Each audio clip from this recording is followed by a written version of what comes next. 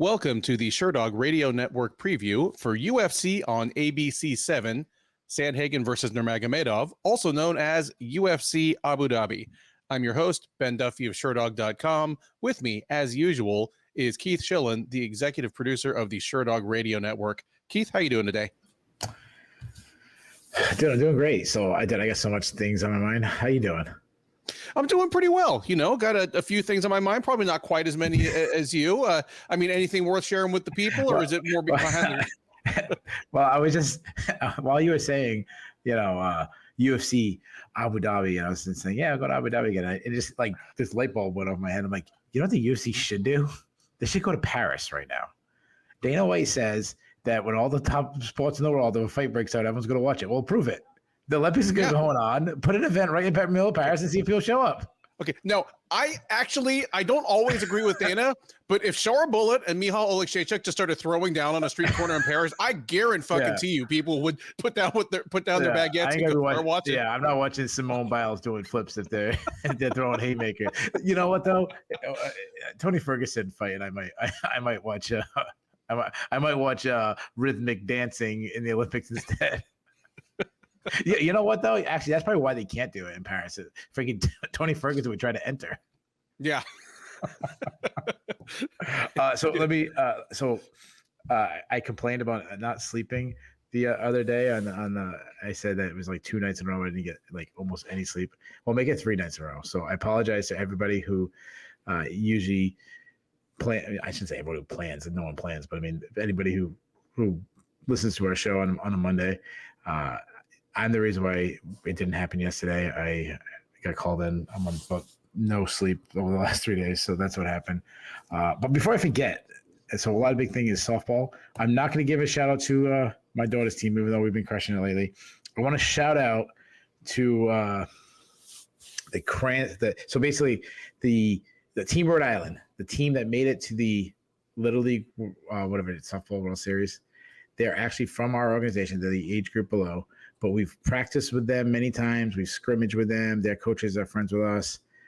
So I want to give a congratulations to them making the World Series, being the New England representative. I think they're going to do great. Special shout out to Lalo, who's the head coach, who's a friend of mine. His daughter, Izzy, is an absolute sweetheart and an absolute stud pitcher. She's hopefully they do great. Shout out to my other friend, Peter, who's a coach, and his daughter.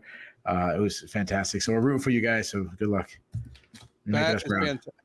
Cool. I have a bit of self-serving news as well. All right, if you're a regular listener of the show, you know that I have typically, over the last year or so, been using my own music as interstitial or closing credits music. A few people have asked in the comment section, what is this music? Where can I get more of it? The answer is check the comment section, because my newest album drops tomorrow on all your typical streaming platforms. It'll be on Spotify, Apple Music, nice. Pandora, all those. If you're into vinyl, it'll be out on vinyl in the fall. Oh, dude, I'll buy a vinyl one for sure. So you got 2 records now, and one of them's yeah, absolutely. Yeah. But thanks to those who've shown interest, and look for that link. You can stream it starting tomorrow. Hope you enjoy it. Yeah, absolutely. Congratulations, man. Awesome. Hey, thank you. It's the culmination of a lot of work. I mean, for me, it's not a professional thing. At best, it's a long-time hobby that usually pays for itself. But yeah, it's what I do for fun. Looking at this card, there are certain things that we come to expect of the UFC's trips to Abu Dhabi, whether they are cable or broadcast TV fight nights like this one, or pay-per-views. And the thing I've come to expect most is, these are all the guys that can't get visas to fight in like North America or most of Europe. People that can't walk down the street in the U.S. without getting arrested or deported, like Sharabulat and Sedriques Dumas. Because of that, there are a number of people on this card that are like, oh yeah, I forgot you're in the UFC. You're pretty good. Or I forgot you're in the UFC. You're not so good. So it's kind of interesting like that. It's a different feel than, kind of your average fight night card.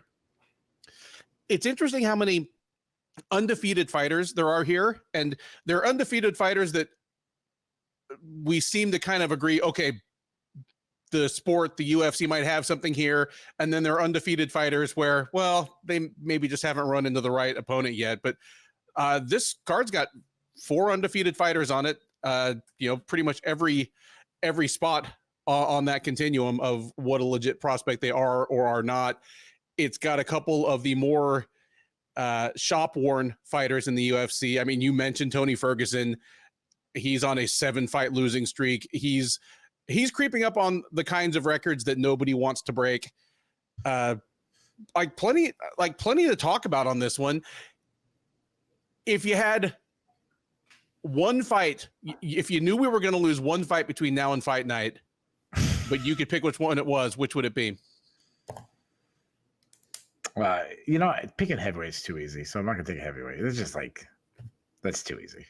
I'll go Dumas and Tiuliulin. I'm down with that. I mean, the obvious choice. So listen, the bout order is always messed up. I'm really. What I'm not doing is I'm not thinking about the other sides of the world. Because think about it. I think we're about 6 hours ahead of Hawaii time. So this card starts at 12 Eastern time where I am. So 11 East, 11. Yeah. What are you, Central time? Yeah. Yep. I just think if you're in Hawaii, imagine waking up at 6 a.m., get up, you have some scrambled eggs with some, pineapple because you're in Hawaii, walk down to like Lanikai Beach, you smell the water and the sand and the waves are crashing, you pull out your phone, sit down in a lawn chair. What would be better than starting your day off with a nice Gaziev Mays clash at 6 a.m.? Like the UFC missed a golden opportunity. Yeah. I mean, I assume they place it like they did so that when the Kentucky Judo Federation is just waking up, walking into the Waffle House, that fight's coming on. It'll be on the TVs in the corner. Speaking of Abu Dhabi, what's the chances of Sedriques Dumas getting arrested while he's over there? We have like what's that WNBA player situation where she was arrested in Russia? Brittany Griner. Yeah, Brittany Griner. We got to like trade terrorists to get him back. We better not pan over any fucking terrorists to get that dude back. Like if they arrest him, they can keep him. I'm pretty sure. Keep him. I was gonna say something that I filtered myself. Thank you. Everyone. Any other general thoughts about this one before we dive in? I mean, the card's amazing. For a fight night, this is an A. This is as good as it gets. I would agree. Like there are a few kind of fights on this one, but a lot fewer than on your average fight night card. And yeah, the top end of the card, Sandhagen versus Nurmagomedov is, dude. It's yeah. If you put a title fight on the top of this is a okay pay-per-view card. Yeah, I agree. Like that would be a sensational co-main event. It's entirely possible. It's a title eliminator. Like, yeah. Take away the title shots. This is better than the Spear card. Yes. No, minus, obviously they put 2 title fights on the Spear card. I'm saying if you got rid of those. Yeah, you get rid of those. You only got 8 fights left. 8 fights. It's not that good. But you get my point. Absolutely. Mm-hmm. Or how about this? Just take one of the title fights of that card and add it to this card. Yeah, and then they're probably a better card. I think you're right. And I'm looking forward to the Sphere card. Like, it's just like this one is pretty damn solid. I know you're not looking forward to it in person. I heard it's like, no. I heard it's like a freaking $1 million a ticket. God, good grief. Yeah. First up on the UFC Abu Dhabi undercard is a middleweight matchup between Sedriques Dumas and Denis Tiuliulin. Now, the interesting thing about this fight is it was scheduled to take place less than 2 months ago, back on June 22nd at UFC Saudi Arabia. It was canceled at that time because Dumas had visa issues getting into Saudi Arabia. I don't know what got fixed in between then and now that he can get into the United Arab Emirates, where he couldn't get into Saudi Arabia 6 or 7 weeks ago. Maybe it's just he needed to go to the Walgreens and get the little passport photo taken. Yeah, right. Yeah, man. That's what it was. Sure. Maybe. Sure. I mean, maybe he had to get some his clearest parole. Yeah, I mean, I don't know if he had some actual charges he needed to get dismissed. I have no idea, but the UFC apparently thinks this one is on, so we're going to follow along. We previewed this one ahead of the UFC Saudi Arabia card. I don't know that my thoughts on this one have changed much. Have yours? No, especially when people see the reason why I picked who I picked. That changed. Well, and if you hear me call off some odds there, just know that the odds this time around, Dumas is still a pretty big favorite. He's minus 220, Tiuliulin plus 80, or sorry, plus 180. Hold on tight. Watch this recycled preview. We'll be back with you in a few minutes. Next up at UFC Saudi Arabia is a middleweight matchup between Sedriques Dumas and Denis Tiuliulin. Dumas, the 28-year-old Floridian, is 9-2 overall. He is 2-2 since joining the UFC out of season 6 of Dana White's Contender Series. He's coming into this off of a loss. He fought back in March at UFC on ESPN, Blanchfield versus Fior, where he got knocked out in the first round by Nursultan Ruziboyev. He's stepping in here on short notice for the injured Abu Azaitar to face Tiuliulin. 36-year-old Russian is 10-9 with 1 no contest overall. He is 1-4 in the UFC, and he is on a 3-fight losing streak dating back a little over a year. He last fought in November, getting knocked out in the second round by Christian Leroy Duncan. That was at UFC Fight Night, Allen versus Craig. So he's looking to snap that losing streak. Again, he had been scheduled to fight Abu Azaitar. Azaitar is out. Dumas is in. That narrows up the line a little bit, but Tiuliulin is still the underdog. Dumas is around minus 145. Tiuliulin plus 120. All right, so Denis Tiuliulin is 1-4 in the UFC, and his only win in all that time is almost 2 years ago over Jamie Pickett, who also it was like left the UFC like 1-4, 1-5. I mean, yeah. So Tiuliulin and Pickett are two of the lower level guys to get more than 2 fights in the UFC at middleweight in the last couple of years. I can see what Tiuliulin wants to do. If you look at his regional tape, he's a pretty solid kickboxer who fights longer and taller than the tail of the tape says, but he just hasn't had the speed or the defensive soundness or the durability to make it work at the UFC level. He's gotten, you would expect him to get taken down and hustled on the floor by better ground fighters. But the bigger problem is that he's also gotten busted up by people who aren't even really kickboxers first and foremost. That's more of a problem. Just if kickboxing is his specialty, and even that isn't at really at a UFC level, he doesn't have much place in the promotion. Abu Azaitar was going to run this dude over. Sedriques Dumas is a slightly better matchup for him, just in that Dumas is one of the few guys in the division with an even less proven ground game than his own. But honestly, I favor Dumas in a kickboxing match. Dumas is taller, longer, younger, probably hits harder. Dumas has his problems as well. Not talking about his legal problems. We know what his deal is there. But for a guy that has impressive offense, like good, fast, hard kicks to all levels, some accurate punches, he has defensive lapses as well. About the only good thing I can say about this fight is that it's probably going to be a lot of fun, and it's probably going to be a finish within the first round and a half, and neither guy is probably going to try to take it to the ground. But yeah, just give me Dumas as the better of 2 flawed kickboxers here. Give me Dumas by a knockout late in the first round, and I think Tiuliulin's probably not long for the UFC.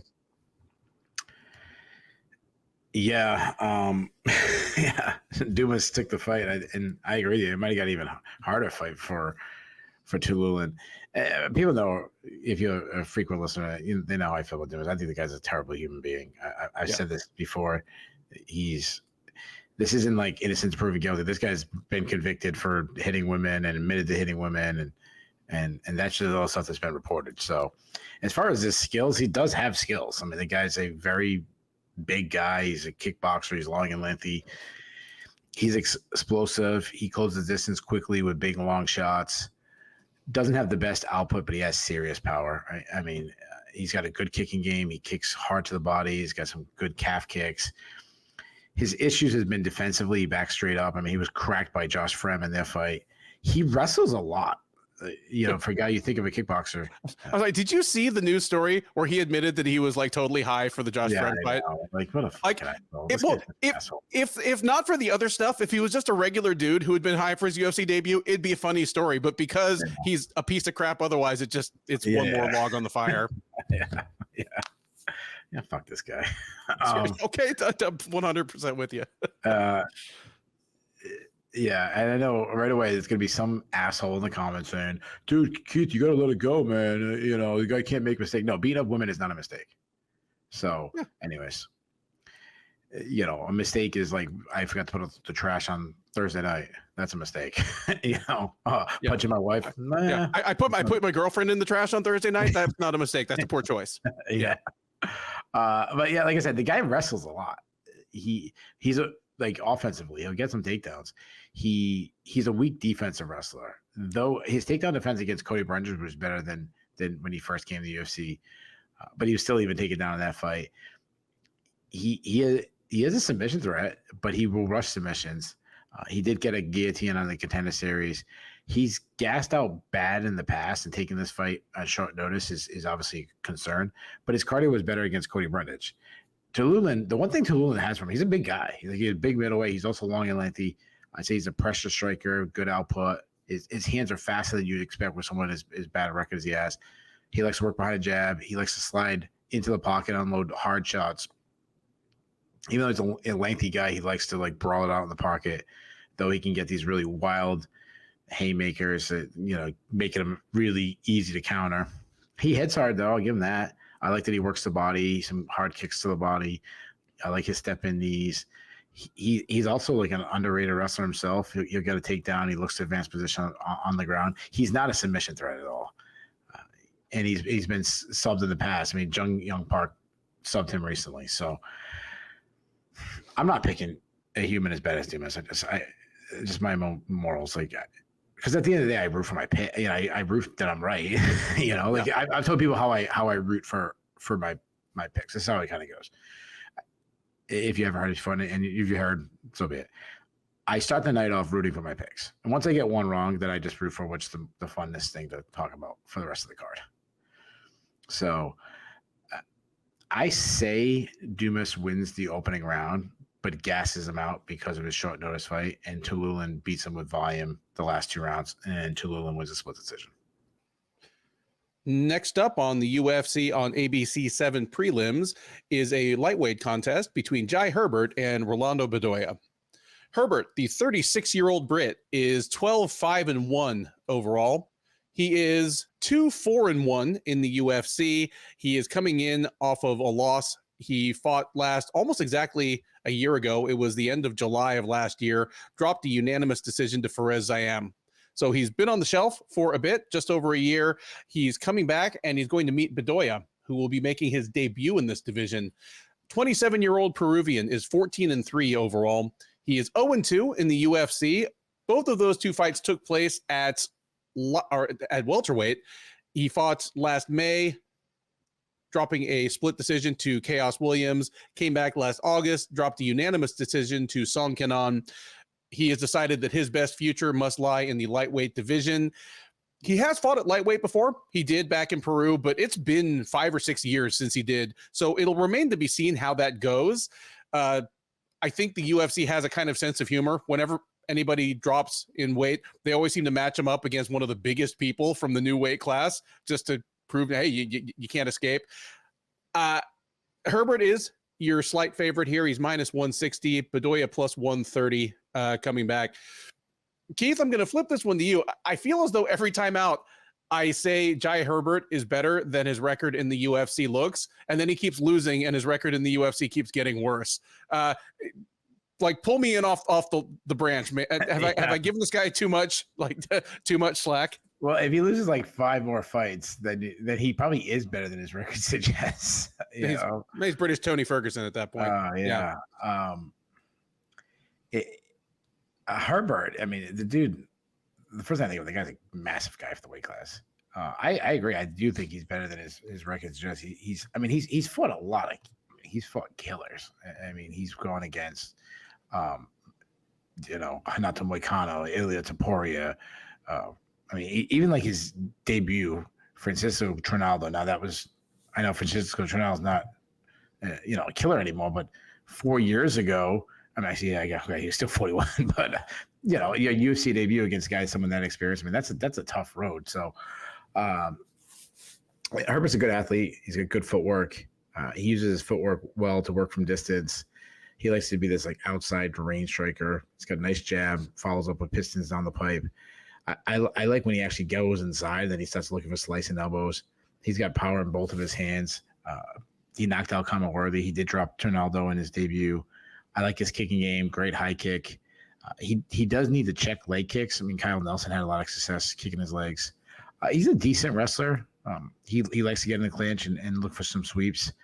Got some good back takes. He's got those long legs. He uses in body triangles to kind of hold on. He's not the best defensive wrestler. I mean, his worst show was probably that McConnell, and McConnell took him down pretty easily. Bedoya, I think it's true about him too that he's better than his 0-2 record. He fights out of both stances. He's a volume striker that loves to brawl, has some nice power, a good kicking game. He likes teep kicks. He throws some like push kicks and calf kicks. I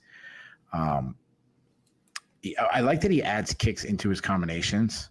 The problem is he's all offense, not much of defense. He drops his hands, he keeps his chin high in the air, he backs straight up on the center line, just making him a very hittable guy. And he also he's got a lot of kicks, but he'll often throw him naked, which leaves him open to counters. He's a pretty solid wrestler, though I think he needs to improve his top control. He's got 3 subs. One concern is against Kenan Song. He slowed down in that fight, and now you have him drop in weight class. Like that is obviously a concern. I don't think that helps his cardio. And I'm also worried about his durability. I mean, he got dropped twice by Kenan Song, a guy who's not really known for his power. And I will say this: I like both guys. It's funny. This guy's I don't know if Bedoya, excuse me, is a guy that is undersized for his weight class, moving down. But now he's going against a guy that's probably even bigger than his last opponent. I mean, he's going against one of the bigger guys in the lightweight division. And I'm leaning towards Herbert. I mean, I think he's gonna be bigger of the 2 guys. I think he hits harder. He's faced a much tougher competition. Give me Herbert by decision. Yeah, I love the breakdown there, and yeah, like I mentioned, like the UFC seems to have a sense of humor about people dropping in weight. I'll never forget when Wellington Turman dropped from 185 to 170, and they made him fight like Randy Brown and Jared Gooden in his next 2 fights, like just the 2 hugest guys in the weight class. I like the breakdown of Bedoya. He's a fun fighter. But you mentioned the problem that he's all offense, and seriously, it's a Peruvian thing. Like there's a lot of talent coming out of Peru over the last 5 years or so, like relatively speaking to what a backwater it was before that.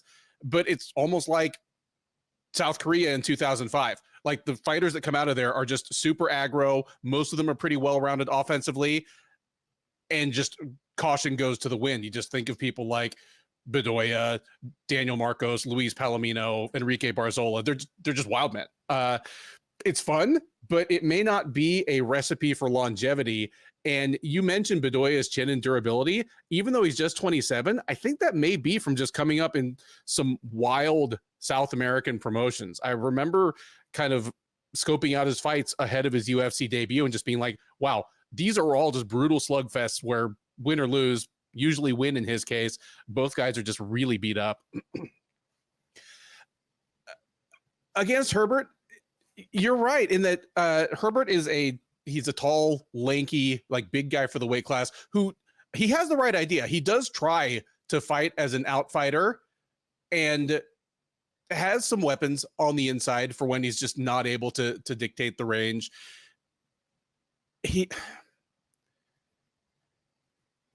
When you watch him fight, he has a better and niftier ground game than you would expect just from seeing that he has like 9 knockouts and only 1 submission. He is capable of taking care of himself on the ground. I think that's probably because he gets taken down a lot. It's going to happen when you're a striker who likes to kick and you're that tall and you're all legs. With the unknowns in the air, like how Bedoya will look in this weight class, if he even makes the weight, how he looks, how he performs, I'm leaning Herbert as well. I understand why the line is what it is. Like I'd kind of have an eyebrow up if Herbert were more than a 2-1 favorite, but at around -160, I think that takes things pretty well into account. Give me Herbert in a real fun fight here where, again, he tries to keep things on the outside. But even if Bedoya is able to wade in, crash the pocket, collapse the pocket on him, he can win some of those exchanges inside as well. I'll take Herbert to win 2 out of 3 rounds here and pick up the decision. We head now to the strawweight division for a matchup between the undefeated Victoria Dudakova and Sam Hughes. Dudakova, the 25-year-old Russian, is a perfect 8-0 as a professional. She's 2-0 since joining the UFC out of season 6 of Dana White's Contender Series. She fought most recently last October at UFC 294, where she picked up a unanimous decision over Jinyu Fry. She will look to make it 3 in a row at the expense of Hughes.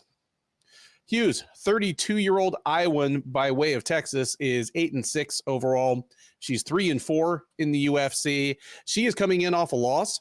She fought at Fight Night Moreno versus Royval 2 back in February, dropping a unanimous decision to Yasmin Haragi.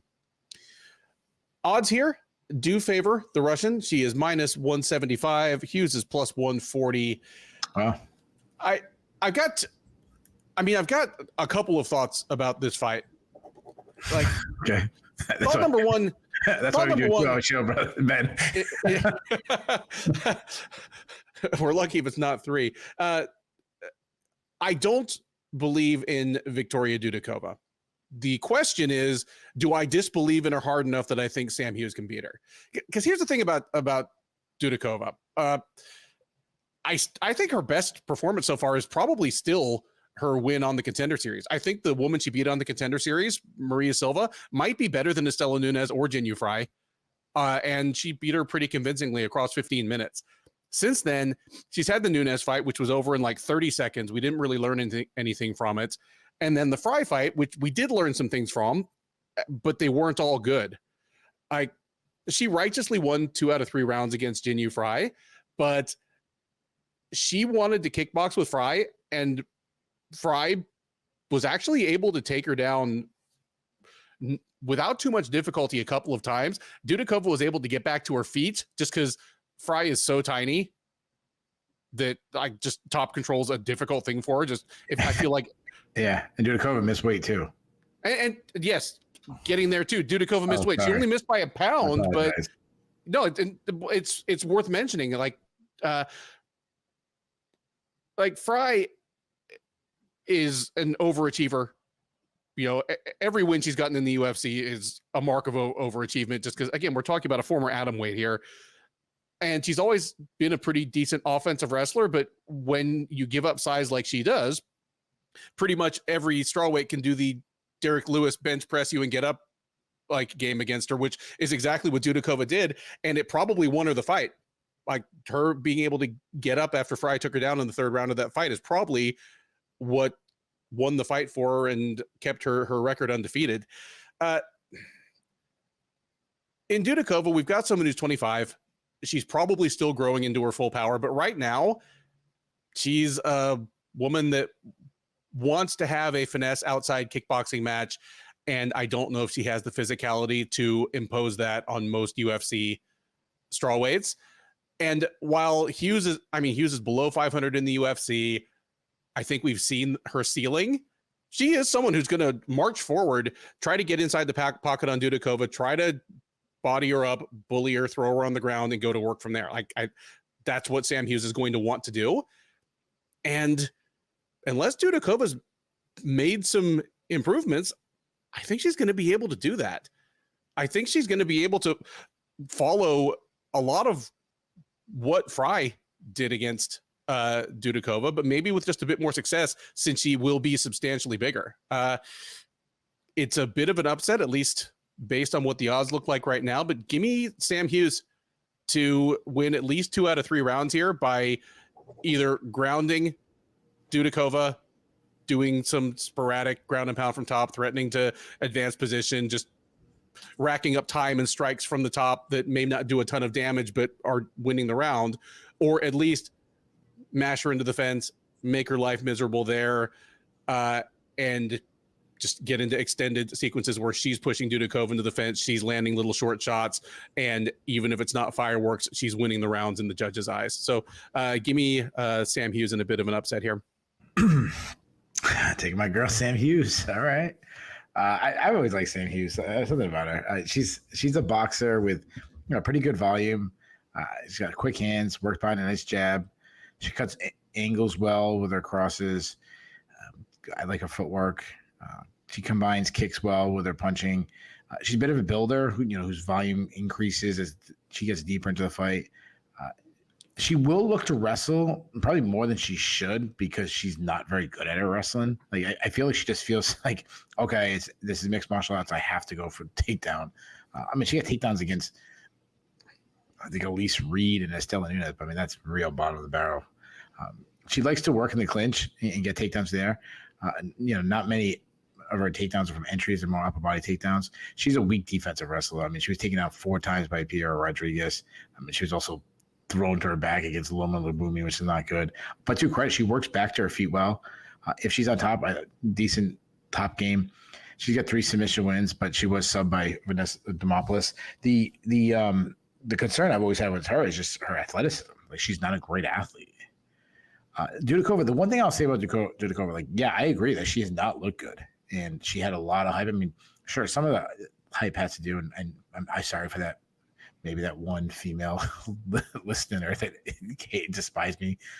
Let's be honest. A lot of her hype is because she's freaking smoking, huh? Yeah. She's could be a model. But the one thing I would say why I wouldn't completely write her off, she's only 25 years old. I like that. She's bigger for the weight class, especially if she doesn't make weight. She's a good athlete. Her striking continues to improve, but she's still just a brawler. She throws a lot of wild strikes, a lot of looping shots, telegraphs her strikes by loading up so much. She will throw hard shots to try to close the distance, but a lot of try to close this so she can shoot and get some outside entries. But she looks to wrestle, but I think her wrestling's gross. Not gross, but it's very overrated. I was going to say grossly overrated. I want to say grossly overrated, but it's very overrated. I think she got taken down in all 3 rounds by Jinya Fry. So there you go. Okay, fair enough. All right, grossly.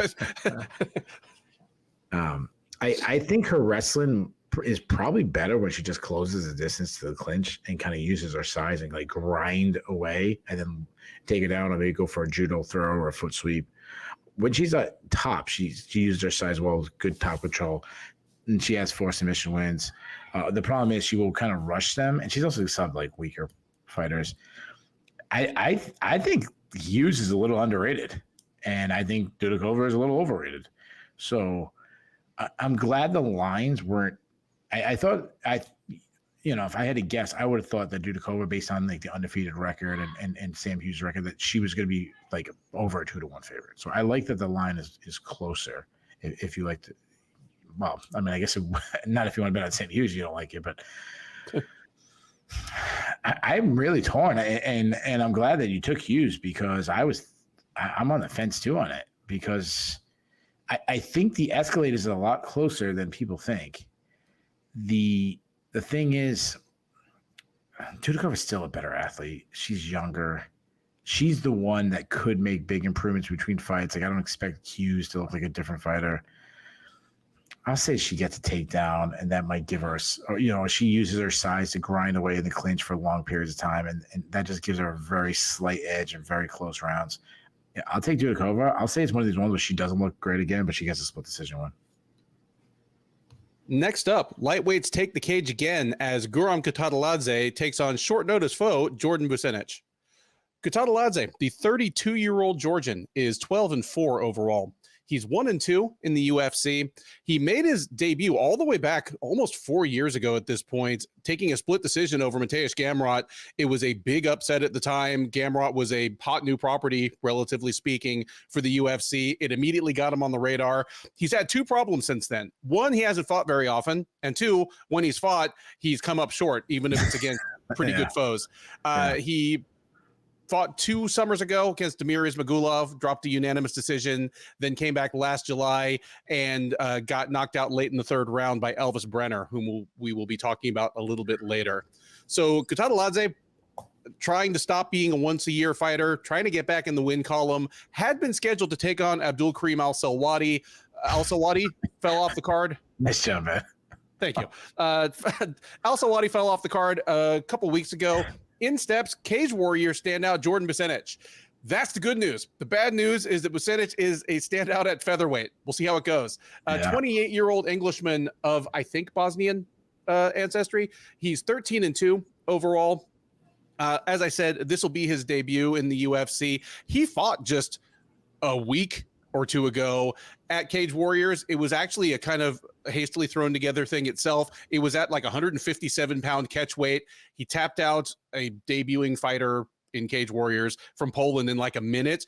I mean, that was an interesting sideshow, but really what he has been is a rising featherweight contender in Cage Warriors. He arguably would have been next up for a shot at the Cage Warriors featherweight title. Instead, he gets the call up to the octagon here, where he does step in as an underdog. Kutateladze is minus 200, Vucenic plus 170. Keith, you kind of said it right off the bat when I called their names. I feel the same way. I'm more interested in this fight than you would think of, it being a guy who's 1-2 in the UFC and fights once a year against a guy debuting on short notice who's usually a featherweight. But these guys are both intriguing in their own way. Tell me what you like about this fight and who you think wins. And yeah, I like this fight a lot, like from an action sense. I mean, we talked about Jai Herbert being better than his record suggests. I mean, Kutateladze is a guy that I think he's right in that category. I mean, the guy he's still the guy that beat Mateusz Gamrot. Like he's just had a pretty tough draw in his last fight. Yeah, and he's been injured a lot. But, and Gamrot, not only has Gamrot made people forget about that loss, he's like in the title picture. This guy's fought twice since then. And I'm in the minority, but I actually thought he beat Damir Ismagulov.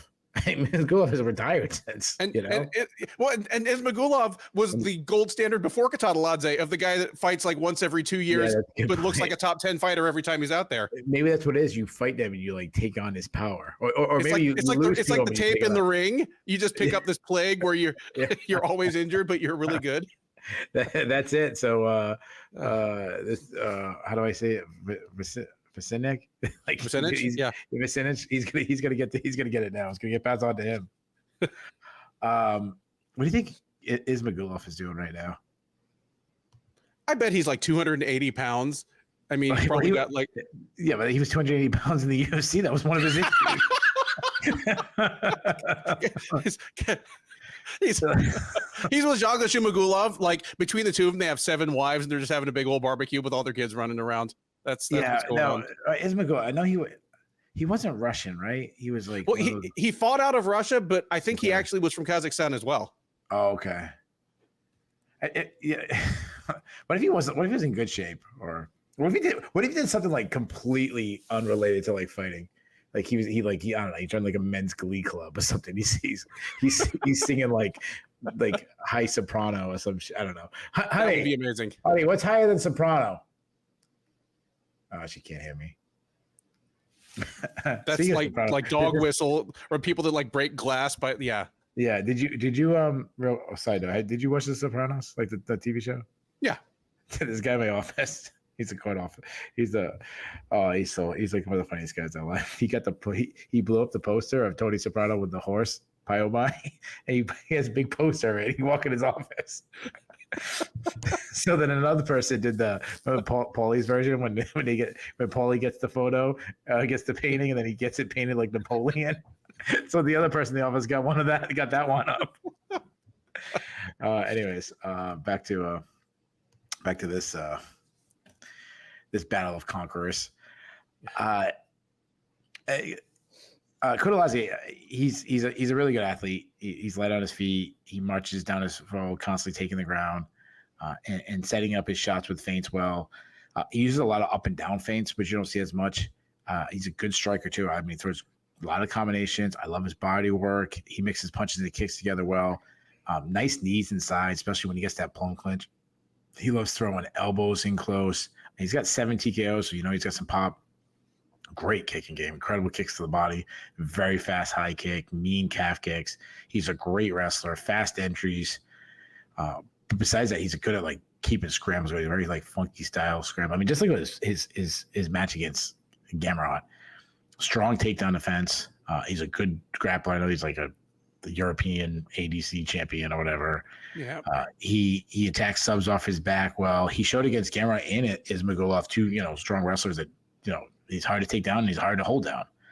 The issue with him that I've seen is he fades late. He fades in card. It might have been the difference in the Ismagulov fight. Definitely was. I mean, I know he ended up getting caught by Brener, but he was slowing down because of that.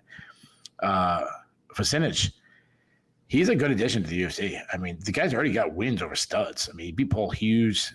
And I know Hughes has avenged that loss, so don't come at me like the friggin' cult of Paul Hughes fans out there. But both fights were competitive. Yeah, that's my point. Yeah, and that's a really, really big problem. But like Paul Hughes has like a cult following. It's crazy. He beat Morgan Charrier, who's in the UFC. Morgan Charrier, another guy who's like super prospect. But he's a good athlete. He's big for the weight class. But like I said, he's good. He's big for his weight class. But like he won't be undersized here. I don't think. He's elusive. The one issue, he doesn't have a lot of power, like in the striking, and I don't think going up in weight class. We say a lot, like going up, push the power can go with you. I don't think that'll be the case in this. He's a pretty aggressive striker though, so his volume might even be better. His hands are pretty fast. He's got nice. I like his left, like nice left check hook. He's got some good calf kicks. He's a submission specialist. He's got 6 subs. Not a great wrestler though, and he's a weak defense wrestler. But he also has like probably not the best example. I shouldn't say not the best example. Probably a pretty lazy example for me. But get over it.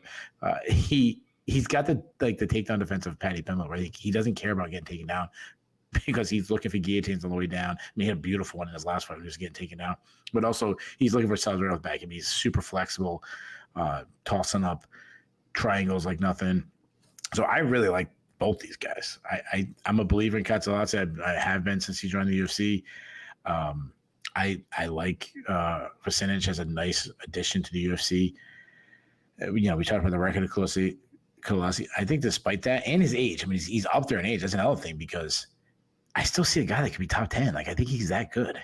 His ability. If he's still the same guy that we saw years ago, I am worried he might fade in this fight, or he's not the same guy. And I'm worried he might get subbed, especially if he gets getting tired, or even in a scramble. Like he goes for a takedown, leaves his neck out there, and Vucenic jumps on it. Despite that, I'm still standing firm on Kutateladze being the man. I think he picks apart Vucenic on the feet. I think he hurts him with some body shots. I think eventually he puts him away one of those body shots. Give me Kutateladze by the second round TKO. Man, you've covered pretty much everything I wanted to here. I like you. I'm excited for Vucenic to be in the UFC, and I mean, it's worth noting that within this past this calendar year, Paul Hughes signed with PFL, and that's because he's scared of Vucenic. Like he knew that Vucenic was going to sign with the UFC. He didn't want to complete the trilogy. That's why he signed with PFL. No, yeah, I'm gonna go after bed. Yeah, I thought he was scared of him because of the freaking tattoo. I mean, listen, like when my mom thinks of MMA fighters, she like pictures Vucenic. Like that's what she thinks. Like they all are. That's what John McCain thought. Oh yeah, I mean, the first time I scouted Vucenic at all was probably ahead of the second Paul Hughes fight, which is like 2 years ago at this point. And it's because Sean Sheehan and Brad Wharton, that the Cage Warriors play-by-play guy that does the previews with Sean, were mentioning him. Brad Wharton's fantastic. Brad Wharton's amazing. Sean, I'm not familiar with him. He's Irish, so they all kind of run together. I'm not very familiar with that guy. The other guy's great. But I mean, they talked about the Vucenic and Hughes fight, and they talked about Vucenic in such glowing terms that I was like, okay, I should probably, while my video is exporting, go figure out who this guy is. And I saw him, and I'm like, are we sure this guy didn't come from KSW? Just this like jacked, angry-looking white dude with tattoos on the front of his neck. I'm like, oh, okay, front of everything. Yeah, front of everything. I mean, he's got to be the most tattoos. Yeah, he's very KSW style, but no, he's a skilled guy. And if you were gonna pick somebody, to move up to 155. And I have no idea. He'll probably want to move to back to 145 once this fight is over, win or lose. But he's always had a body that he wouldn't be particularly undersized at 155. So at just age 28, if that's what's in his future, I don't think that's a bad thing at all. It's so tempting to take the upset here just because of the unknowns about Kutateladze. Because here's the thing. I'm with you. I'm leaning Kutateladze, but if we're wrong, I think we're going to know within the first 3 minutes. Just, he's 32. There's a lot about him that reminds me of Ismagulov. He probably has a little bit more of a diverse offensive skill set, but other than that, they're both huge lightweights, surprisingly fast and athletic for as big as they are. But there's just something that seems very brittle about them. You can tell that the guys just have a massive weight cut, and it's probably what contributes to them fighting as seldom as they do, and maybe to late fight durability issues. I'm leaning Kutateladze here, but I wouldn't be surprised at all if either he gets blitzed early on and has to hold on for dear life, or he has to hold on for dear life towards the end of the fight because Vucenic is the fresher guy despite having fought 2 weeks ago. So give me Kutateladze, but again, if I'm wrong, we'll probably know pretty quickly. And I'm still high on Vucenic as an addition to the UFC either way. Next up on the UFC on ABC 7 undercard, we have what is going to be the only heavyweight fight on the card, unless Corey Sandhagen really, really blows things. It is Shamil Gaziev versus Don'Tale Mayes. Gaziev, the 34-year-old Russian fighting out of Bahrain, is 12-1 overall. He's 1-1 since joining the UFC out of season 7 of Dana White's Contender Series. He debuted last December in the UFC as an undefeated prospect, had all the look of a future contender at heavyweight, kept that up by blowing through Martin Budai.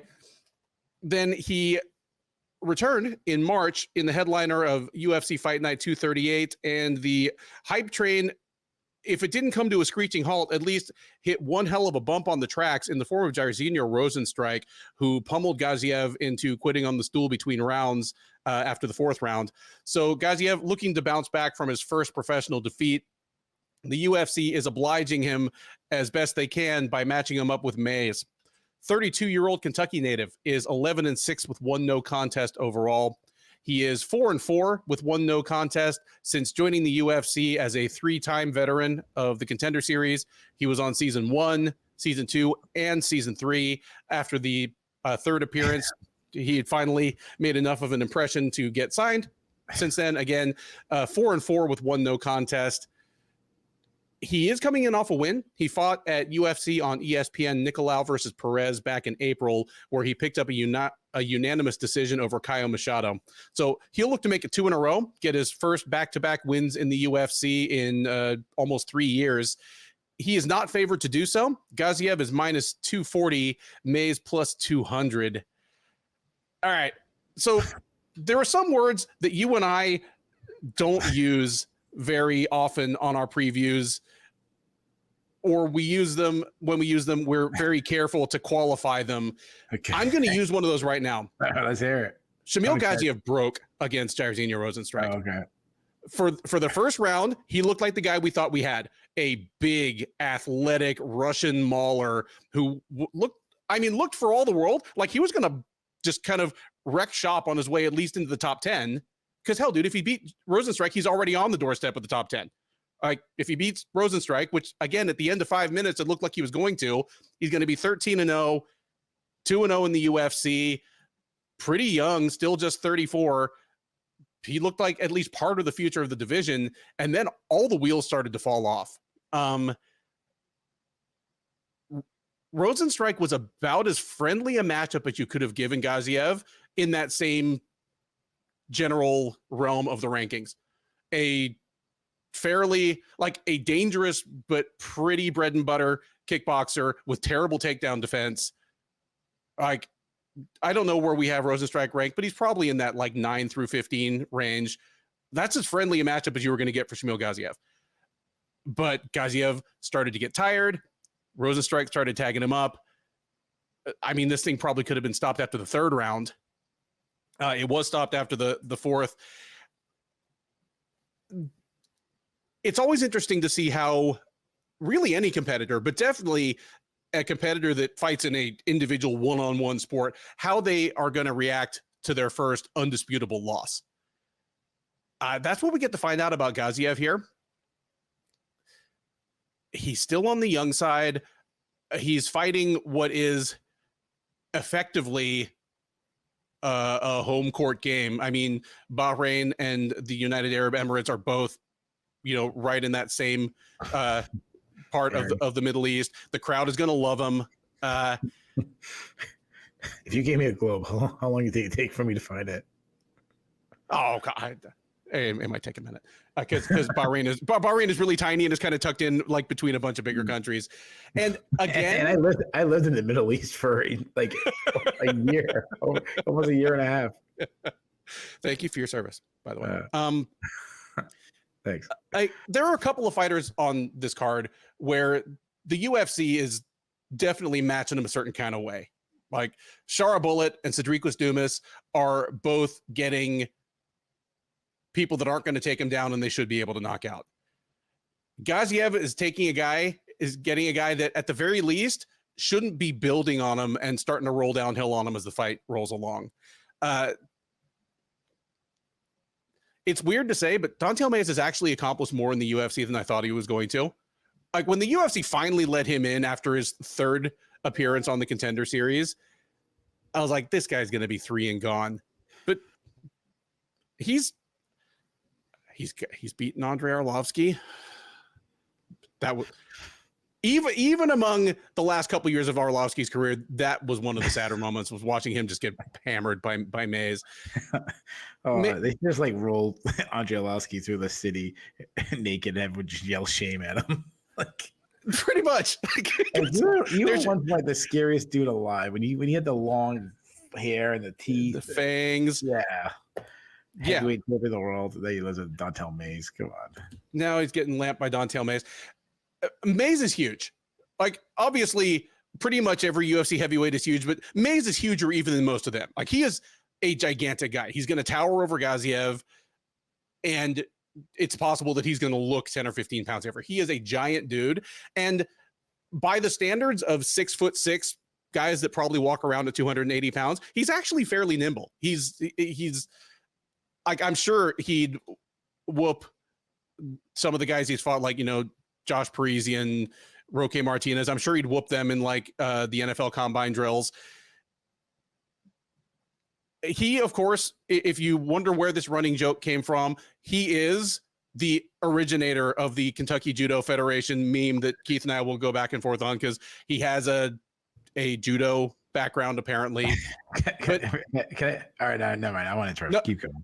Well, I was going to say, he must have gone to the same judo school as Abdul Razak Al Hassan, because what they are on the MMA level is mostly dudes with just massive power in their fists. Like there must be, I don't know what the Japanese word is, but like apparently they subscribe to the philosophy that the best takedown is just a solid left hand.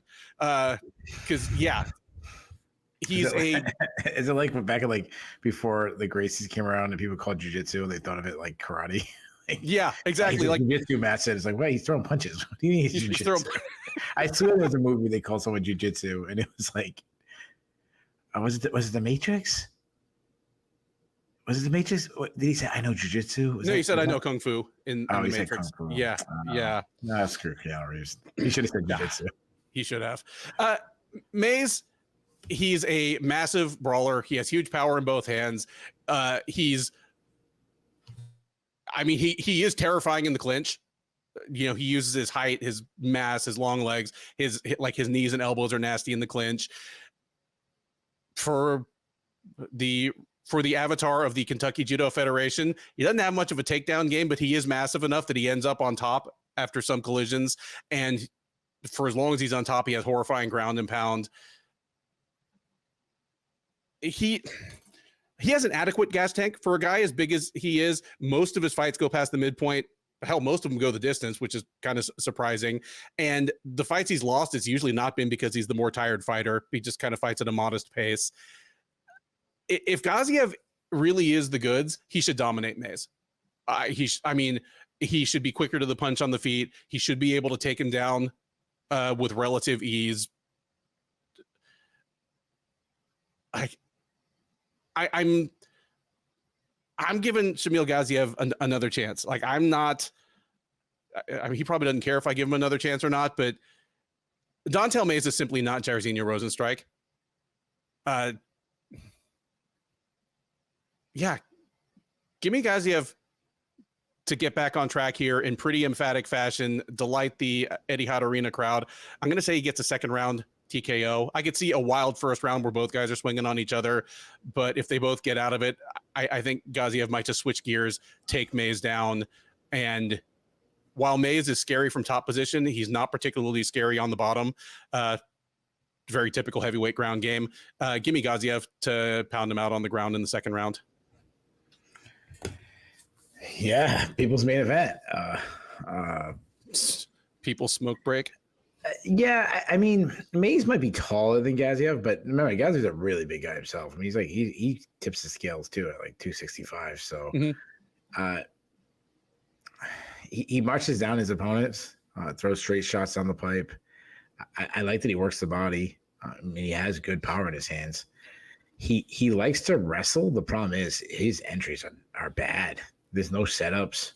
If he can get the fight to the ground, he's a big guy. He holds people down. He's got a pretty good top game. And he does advanced position on the ground, which I like. He's got hard ground and pound. He's got 3 subs on his record. The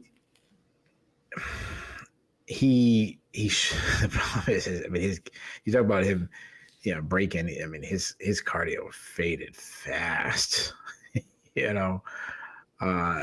Mays. I feel like we've broken this guy down a million times. I mean, he's a minus athlete. But not for heavyweight, but he does move a lot. He flows pretty well from both stances. He does march forward. He struggles he struggles when he gets pushed on his back foot. Like, he wants space and work. If you can kind of crowd him, he doesn't have the very best volume. Some of that is him trying to control his own pace and cardio because he struggled in the past. So that's why he doesn't have the best volume. Not great hand speed, but Duke can absolutely crack. But he does load up on every single strike. A lot of looping punches, thrown low from his hips.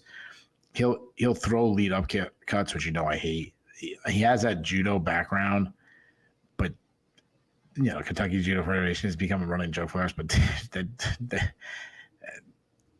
like, people mention they got a judo background, unless you're freaking Kayla Harrison and like world class judo, it doesn't mean shit to me. My son goes to a judo school. So I want to, he goes to wrestling / judo school, but it's more wrestling, but there's a whole judo section. And he takes judo classes when, he misses a wrestling class or something. I think judo is just grossly overrated. All right, here's the U.S. Open is right now. It just happened this past weekend. There's a kid on our team. He just won the U.S. Open. So he's the national champion in judo. It was his first ever judo tournament. He was a wrestler who just started doing judo 2 weeks ago. And he just won the national championship in judo. Well, wrestling greater than sign judo. Yeah. And remember, he can't shoot takedowns. And I'm like, no. These guys getting thrown in the head by this guy. You have no idea what he would have done if he could have touched your leg. I mean, this kid's a very good wrestler. I mean, he's going into his freshman year, and he might win New England. He's that good as a freshman. He's really good. So I'm like, he's a stud. So anyways, hey, congratulations, my boy Scotty. Rhode Island Judo Federation, come get some. Yeah. Open challenge. You know what? Hey, what's the freaking Kabate guy's name? The Campbell? Guy who, Hunter, or not Hunter. No, Campbell McLaren. Campbell McLaren, yeah, the guy who somehow started MMA, according to him. That's forget Mexico versus Japan. Give the people what they want. Freaking Kentucky versus Rhode Island. Let's not a rivalry between. Dude, Kentucky, you suck. What are you guys gonna do? my boy Brian Jenkins is from Kentucky, and he sucks. Oh, someone tag Brian. Tell him I said this. Texas is staying completely out of this. As they should. They know what's up. I already picked a fight with Ireland. Yeah, Texas knows what's up. I think you sit on the sidelines too, Texas. But Kentucky, you want some? Come get it. Anyways, yeah. So I got one judo with like 5 practices. You mentioned like he can get takedowns. He just like it's like those two when you get in the sumo suits. Like like, those big old inflatable. Yeah, you just happen to fall on top of the other one when they do. He took Josh Parisian down in the sumo suit. So I mean, he's a weak defense wrestler. He will play jiu-jitsu off his back, which is kind of funny. When he was on top against Parisian, he did advance position, and he was even looking for a crucifix. And the one thing I'll say why he probably has a better record, one, I mean, heavyweight's not a hard thing in the UFC to have a good record. Like I got when I say like, oh, this guy could be a top 10 heavyweight, people are like, oh, you're crazy. And I'm like, yeah, go look at the top 10 heavyweights or top 15 heavyweights. And you're like, oh yeah, maybe some truth there. But with the reason why Mays has been successful is he has improved his cardio. So as far as predictions go, then I'm not high on either one of these guys. I mean, Gaziev has looked better in the UFC in the past, but his fight against Rosenstruck, he looked horrendous. And Mays is, I don't want to see bottom of the barrel in the UFC because it's not true. He's beaten 4 people, so that's my point. I mean, like, he's not. There's worse heavyweights than him, but it's like it's still not good. Like he can crack though. That said, I'm with you. I'm leaning towards Gaziev. I think he's still the cleaner striker. I think he might get a takedown or 2. I don't expect this to be a fun fight. I expect a lot of Gaziev clinching a lot. Give me Gaziev by decision in a really ugly fight. I said to myself, all right, let's just blaze through this fight. I spent so much time talking about this fight. I'm not worried. Just 1 second.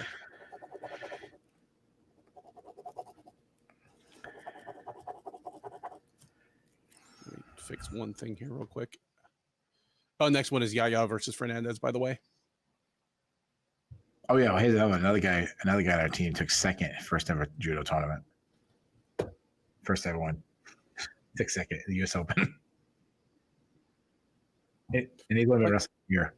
Like it's always fun when a judo person figures out how to make it work in MMA. Like you know, like Carl Parisian throwing people on their heads was a lot of fun.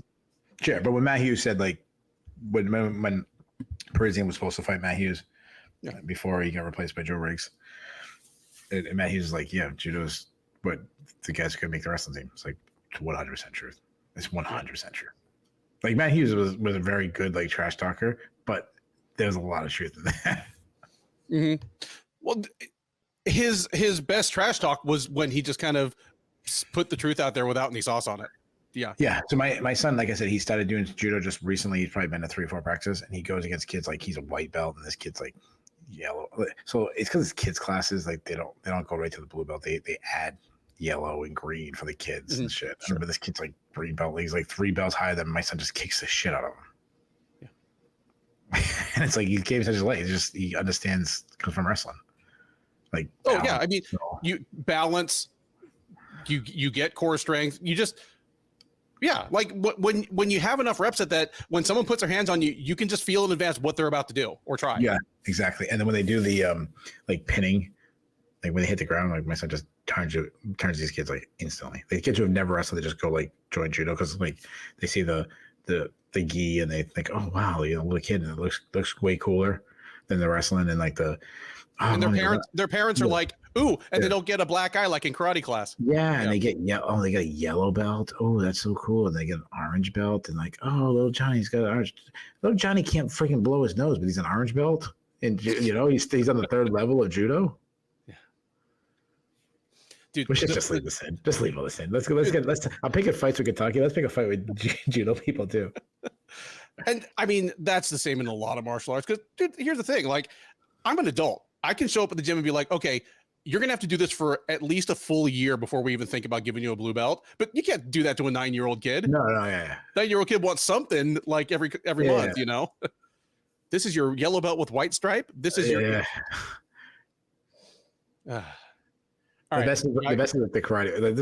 This kid is relevant. The best is when the karate people, like the kids get karate. There's like kids black belts. It's like, I can kick the shit out of that kid. I don't give a fuck when he's black belt. All right, so I'm picking fights with judo people, 9-year-old black belts, and Kentucky. What if there's like a 9-year-old judo black belt in Kentucky that just beats my ass? All right. That guy's my arch nemesis. Let's leave all this in. This is good shit. This is why honestly, this is why I do the show. I'll see how much of it I can leave in. I can probably leave most of that in there. Yeah. That's all this stuff is why I do the show. Next up at the UFC Abu Dhabi prelims is a lightweight matchup between Mohammad Yahya and Kaue Fernandes. Yahya, the 30-year-old Emirati. He is literally a hometown fighter. 12-4 overall. He is 0-1 since joining the UFC as the outgoing UAE Warriors lightweight champ. He made his debut at UFC 294 last October. He dropped a unanimous decision to Trevor Peek. It's a full year later, same town. He's going to give it a second try. It's going to be against Fernandes this time. 29-year-old Brazilian is 8-2 overall. He is also 0-1 in the UFC. He made his debut at UFC Sao Paulo last November, where he dropped a split decision to Mark Jacasey. So two gentlemen, both looking for their first win in the UFC. Fernandes is one of the biggest favorites on the card to get it done. He is minus 400, Yahya plus 300. Yeah. I'll tell you, Keith, I favor Fernandes as well. Yeah. I'm not sure I favor him 4-1. The problem is neither of these guys is great, but Fernandes has more upside to me. Like I don't favor either of these guys to be a top 15 lightweight. I mean, it's lightweight, but if either of them is, I'm definitely giving you 4-1 odds that it's Fernandes instead of Yahya. Yahya, he's on this card because the UFC was at Abu Dhabi a year ago, and he was probably the best native Emirati fighter that wasn't already signed somewhere else. Like he's literally a hometown cat. UAE Warriors, Etihad Arena is basically their home venue. He's fought in this venue like 6 or 7 times. It's the same as when Bellator would go up to Sioux Falls, South Dakota with Logan Storley, and Logan's like, I fought 6 of my first 8 fights here. Can't we go somewhere else? Yahya probably can't. That's why the UFC just hauls him out. But he's just not that good. He is very much a mildly promising regional prospect who happens to be from the region that the UFC is going to. Like he's moderately well-rounded. Like he's a pretty fundamentally sound kickboxer. At least he throws a good variety of strikes. Doesn't have great defense in terms of head movement or foot movement. He's not a good defensive wrestler, and at least in his regional career, when he was put on his back, he tended to be too willing to stay there. He didn't know what to do to get back up, or would try things from the bottom that just ended up losing him time and losing him fights. Fernandes, the tail of the tape is going to say they're about the same, but I think Fernandes is going to come across bigger in the cage. I think he's more athletic. I think he's more diverse offensively, nice kicking game, even if he has a tendency sometimes to throw kicks without setup that's going to get him countered by better lightweights. I don't think he has to worry about that here. I think he has an underrated ground game. I think he's just going to be better than Yahya everywhere. Again, like I wouldn't touch this at minus 400. Well, I wouldn't touch it anyway because I don't really bet much, but I wouldn't touch this at minus 400. Just both these guys are too unproven. And there is the matter of, well, it's in Yahya's backyard. But give me Fernandes to win a one-sided decision here. It'll probably be a fun fight, probably pretty high-paced. I could see this taking place all over, all 3 phases of MMA. I could see a lot of striking, a lot of kind of scramble-based wrestling and grappling. But give me Fernandes to be a step ahead the whole time and win a pretty easy decision. It'll be great if Mohammad Yahya wins by knockout. He'd already have 1 knockout. Said honey Yahya. and then Hani's next fight, he's like, Mohammad, you're taking everything I work for. I want to hear Mohammad. I want to hear Hani Yahya do a full. He couldn't even do he is the nicest, happiest guy in MMA. Yeah. Like he couldn't do a Diaz brother line with a straight face. I thought I was the happiest guy in MMA. Do we count as being part of MMA? We count as being part of MMA, right? Oh my goodness! I mean, how many views do you need to be considered part of MMA? We haven't reached it yet. Or ever. Anyways, you know what? When I become a UFC matchmaker, I'm booking Mohammad versus Hani. Like, let's get the battle of the Yahyas. Well, as much as Hani Yahya would have done that. Joe Silva would have done that. He absolutely would have done that. He would have been all giggling and smiling, like, oh, he would have been giggling and smiling. And as much as Hani Yahya likes ice cream, he'd be like, oh, lightweight, okay, sure. I mean, Mohammad Yahya, he's not a very good athlete. He's kind of flat-footed. He is a counter striker, but he hates being pressured back. Not the best output. A lot of single strikes. He does throw some nice straight shots down the pipe. I'll give him that. He has some pretty good power. He really steps into his shots. He is open to leg kicks. Do that very heavy front base that he steps in on. He also keeps his chin high in the air, making him very hittable. He's an average wrestler at best if he tries to get the fight to the ground. Good ground and pound. He needs to improve his takedown defense. Really struggles to stop takedowns. Really struggles to get back to his feet. He'll make matters worse. So he'll jump guillotine. Though he actually has a pretty good guillotine. You mentioned being a good regional fighter. He's shown that he's going 25 minutes on the regional scene, which is good. He can go hard 15 minutes, but he's been rocked a lot because this is a big step up in competition for him. The UFC. Fernandes got really he's a good athlete. He's got good footwork, though defensively he keeps the chin a little high in the air. He lacks head movement, which I'm not, obviously not a big fan of. He's been hurt, in his lone loss he was hurt bad, but he makes up because he can crack himself. He hits hard. He has some hard kicks, good calf kicks. I mean, he won his LFA, his last match in LFA with his beautiful high kick. He can wrestle a little bit. More of a clinch upper body guy with the takedowns. He gets the fight to the ground. He advances position. He's a BJJ black belt. He's a guy that actually, he's so confident in his grappling, he'll even pull guard. He can get submission on the back. He's got 2 sub wins. Doesn't have the best takedown defense. Kind of struggles to get off the bottom. And I talked about getting hurt in his long loss. He actually gassed. And wait, do you? Yeah. Oh, wait, he has 2. What am I talking about? Long loss. He has 2 losses. What the fuck am I talking about? Sorry about that. Yeah, I can't say. Yeah, he has just the one in the. Well, he has the one in the UFC. Oh, the one in the UFC. Yeah. I'm sorry. Yeah. Yes. That's what I was saying, guys. Give me a break, guys. I'm on I haven't made much sleep in the last 3 days. I'm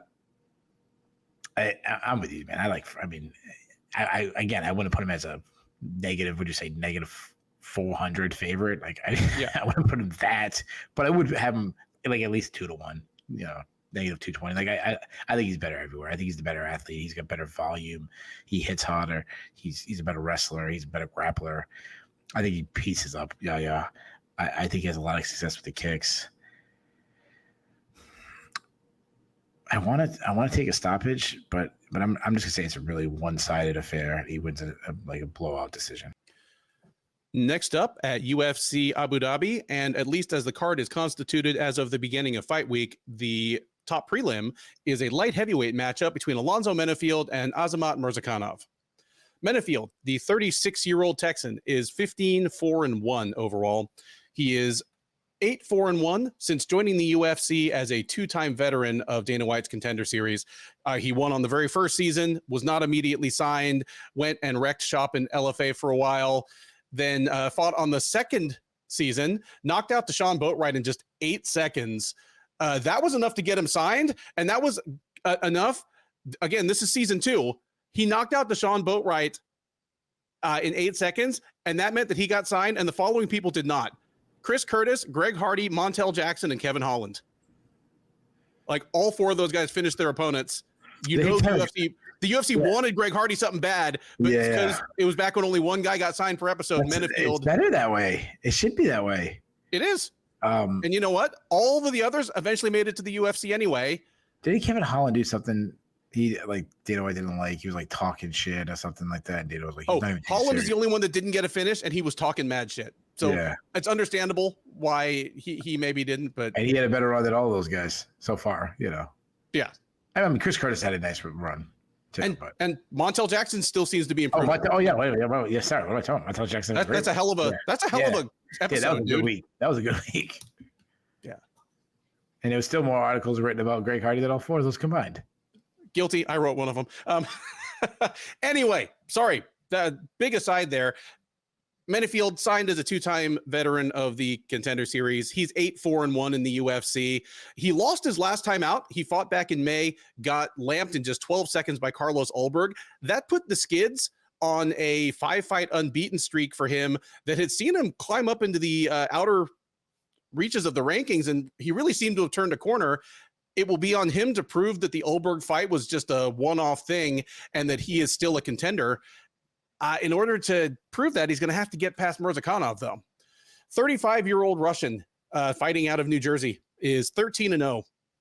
He is a perfect 3-0 in the UFC since joining out of season 5 of the Contender Series and as the outgoing Brave CF light heavyweight champ. He fought most recently all the way back last April, taking a unanimous decision over Dustin Jacoby. So he's been on the shelf for a while, turned 35 in the meantime. There is still enough faith in him that he comes in here as a greater than 2-1 favorite over Menifield. Murzakanov is minus 225, Menifield plus 180 coming back. Okay. Gaith, if you asked me to list all the undefeated fighters in the UFC, like if he gave me a pad of paper in 20 minutes, I'd probably get them all. But if I missed one, it would be Azamat Murzakanov. And I think it's because it's got to be like with a certain amount of fights in the UFC. Well, no, they have an undefeated record period and are in the UFC. Like they have an O in the loss column period. Okay. I don't think I don't think you get all of them, but okay. I definitely wouldn't, but well, I miss Murzakanov. I get your point.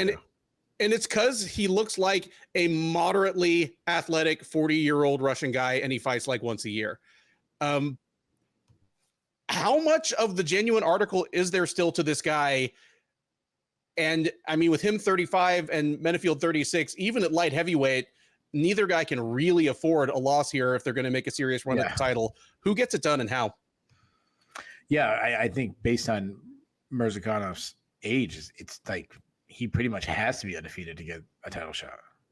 Or, because and especially the way, as often as he's fighting, if he sustains this one, he'll be like 43, 44 years old before he gets a title shot.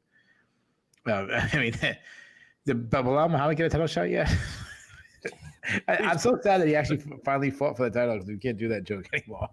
I'm still happy for the guy anyway. Yeah, no, so am I. But our joke matters more than his livelihood. Anyways, Menifield. This is another guy I feel like we've broke down so many times. Pretty good athlete, moves well, fights behind a high guard. Yeah, he's a distant striker. Really beautiful counter right hand. Has good power. We saw him blast Misha Serkinov and hurt Jim Crute with hard shots. The problem is he's often always looking to land the perfect shot, kind of telegraphing his shots, loading up on everything. He can also overthrow because of that, which leaves him to be countered, being a big target. He also tends to fight in spurts. I do think this is a way he tries to conserve his energy because that's been an issue for him in the past. He's a really short guy for the weight class. I mean, he really struggled to get by the reach of Dustin Jacoby because of that height.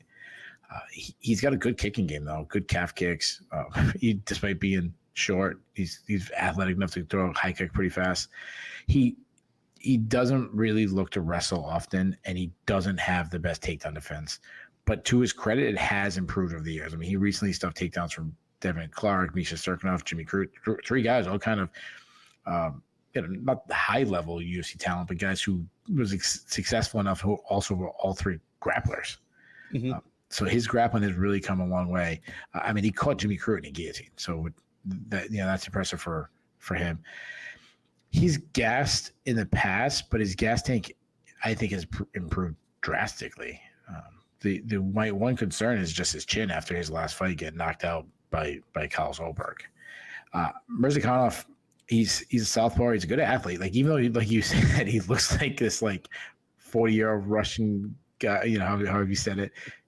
He is athletic. He's got nice footwork. He can be a patient striker, but sometimes he'd be too patient. So throwing a lot of several single blows.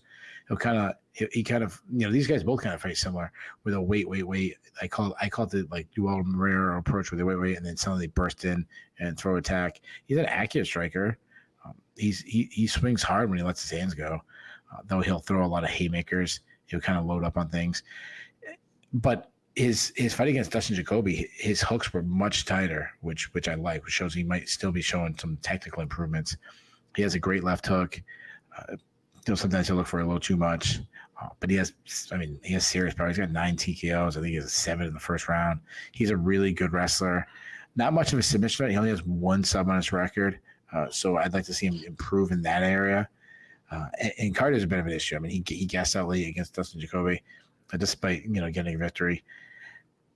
I like Murzakanov here. I mean, he has big power. I think he's going to have his breakout performance. I think he connects on Menifield's chin early. I'm going to say Murzakanov gets the best win of his career, gets a first round. I shouldn't say the best win, but that added with the way he does it. So I'll say Murzakanov, like a decent name. I say Murzakanov gets a first round TKO. Yeah. Murzakanov's best win is probably still him lamping Andre Muniz in like 26. Or like Muniz won 10 fights. I'm correcting it. Yeah. Like, I mean, like the way and like the time and the magnitude and like everything combined. Yeah. The wild thing about that was like Muniz won like 10 fights right before Murzakanov knocked him out, and then won another 10 after, before he ran into like, you know, Brendan Allen and stuff. Yeah. Murzakanov, he was a sneaky, intriguing prospect when he joined the UFC. And he joined the UFC, he was already 30 or 31. Again, looks physically unassuming, because light heavyweight is really the division that is stacked with people that look like the best fighter in the world. Like if you ask somebody that doesn't follow MMA, which of these guys look like the best fighters on the planet, and Carlos Ulberg and Johnny Walker are in that picture, you know, they're going to go there probably even over your top heavyweights.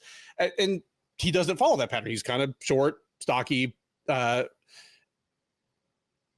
he'd beaten some good guys on the way up. Obviously, Andre Muniz, but, you know, he beat Guto Innocente, who had spent some time in the UFC at heavyweight. Here, it's tough to stay excited about him. Yeah, he's 35. That's not ancient at light heavyweight, but the thing I say about lightweights all the time, even if you win every single fight, if you're fighting once a year, people are going to pass you on the right and honk at you as they go. It's better for someone to fight 4 times in a year and go 3-1 than for you to fight once a year and go 1-0. Like the 0 only carries you so far. So this is, I mean, it's not make or break time for Murzakanov. He's probably still a top 15 fighter after this fight, no matter what. But considering he probably needs at least 2 more wins before he's even on Sean Shelby's speed dial, if he wants a realistic shot at the title, he needs to get past Menifield here. A lot of the same could be said about Menifield. I wrote him off early on. I didn't write him off as just a bad fighter or a complete failure, but I wrote him off as a guy that was probably going to win 1, lose 1, have some impressive highlights and lose some bad fights, but never really string together enough good performances to break into the top 15, let alone become a serious contender. But man, before the Ulberg fight, he was on the 5-fight unbeaten streak. The draw with Jimmy Crute was righteous. Like, anytime we have a draw because a ref finally decided to take a point away, I'm not complaining about it. But in the rematch, he proved who was the better fighter.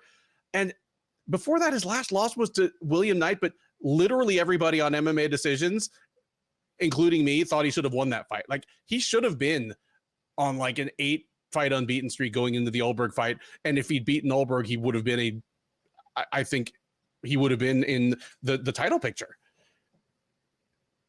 It's tempting to me to say that was just a one-off thing, that Ulberg's going to snipe a lot of people. That was a bad matchup for Menifield. You know, Ulberg's fast. He's a super accurate counter striker. He's got great power. He's got a ton of reach on Menifield. I know Murzakanov can beat Menifield. I know he's favored to beat him. He probably will beat him, but he's probably not going to beat him the same way Ulberg did. Like, he's going to have to walk through a little bit of fire to knock out Menifield. I feel like there's upset potential here. I think I'm probably sleeping on Menifield a little bit. I'm playing it safe. I'm going with Murzakanov. If this turns into a fight where both guys land on the other a lot, I trust Murzakanov's durability better than Menifield's. So long way around to me saying, I'm with you. I can't pull the trigger on Menifield as the underdog here. Give me Murzakanov by second round TKO. But the upset potential is certainly there, and I wouldn't be surprised if Murzakanov had a little bit of a scare on his way to that win. The 6-fight main card of UFC on ABC 7 begins with a lightweight matchup, knock on wood, between Joel Alvarez and Elvis Brener. Alvarez, the 31-year-old Spaniard, is 20-3 overall. He's 5-2 in the UFC. He fought most recently a little over a year ago. It was at UFC London last July, the Aspinall versus Tybura card, where he tapped out Mark Diakiese in the second round with a Darce choke. Prior to that, he had gotten knocked out by Arman Sarukian. So he's looking to string together a new win streak here. In order to do so, he will have to get past Brener. 26-year-old Brazilian is 16-4 overall. He's 3-1 in the UFC. He fought just back in May at UFC 301, dropping a unanimous decision to Miktebek Oralbai. That snapped a 3-fight win streak for him in the UFC, a 5-fight win streak overall. He'll be looking to start a new win streak as well. Keith, we'll have some fun with the odds here. I'll quiz you on a couple and ask you to handicap a couple for me. Here, your favorite is minus 180. Your underdog plus 150. Who are they? This is a good one. I'll say it. Alvarez is the favorite. You're correct. Alvarez is the favorite. He's minus 180. Brener plus 150. Got two big burly lightweights that like to tap people out. Who gets it done here and how? Man, this is one of my favorite fights on the card. This is a good one. You said negative 180. I mean, I would have guessed like negative 130. Like I should like negative 120. I think I even a pickup. Like I think this fight is a like a really fun stylistic matchup. Alvarez, I mean, he's this very long and lengthy guy. You said both guys like to tap each other. I think both are pretty well rounded. Alvarez is a solid kickboxer. He does stand a little tall, which I mean, obviously he is a tall guy, but he stands, his head's high. He also drops his hands, which doesn't help, and he keeps his chin high. But he's got nice volume. I like his boxing. He's got a crisp jab. I like his kicking game. Real large arsenal of kicks. If you get inside, he showed against Thiago Moises. He's going to butcher you up inside with knees and elbows. He wants to get to the fight to the ground, but he's not this traditional wrestler. That's one concern I have him. But if he can get to the fight to the ground, he's a serious submission threat. I mean, he got, especially the head attacks. He got a great guillotine. I mean, he subbed Joe Duffy with it. He armbarred Alexander Yakov, how do you say his name? Yakovev. He subbed Mark Diakiese with a Darce choke. I mean, those are all three of them are like, those are good subs. Brennan's a big guy for the weight class, not tall, but he's big. Like he moves well. He's a good striker himself, fights behind a high guard defense, attacks with combinations. One thing I love about it, this guy switches stances in mid combination to set up his shots while cutting different angles. He'll throw some flying attacks. He hits hard. I mean, go back to the Kutateladze fight. He showed insane toughness against him. He just 8 shots and just kept moving forward until eventually he got that stoppage.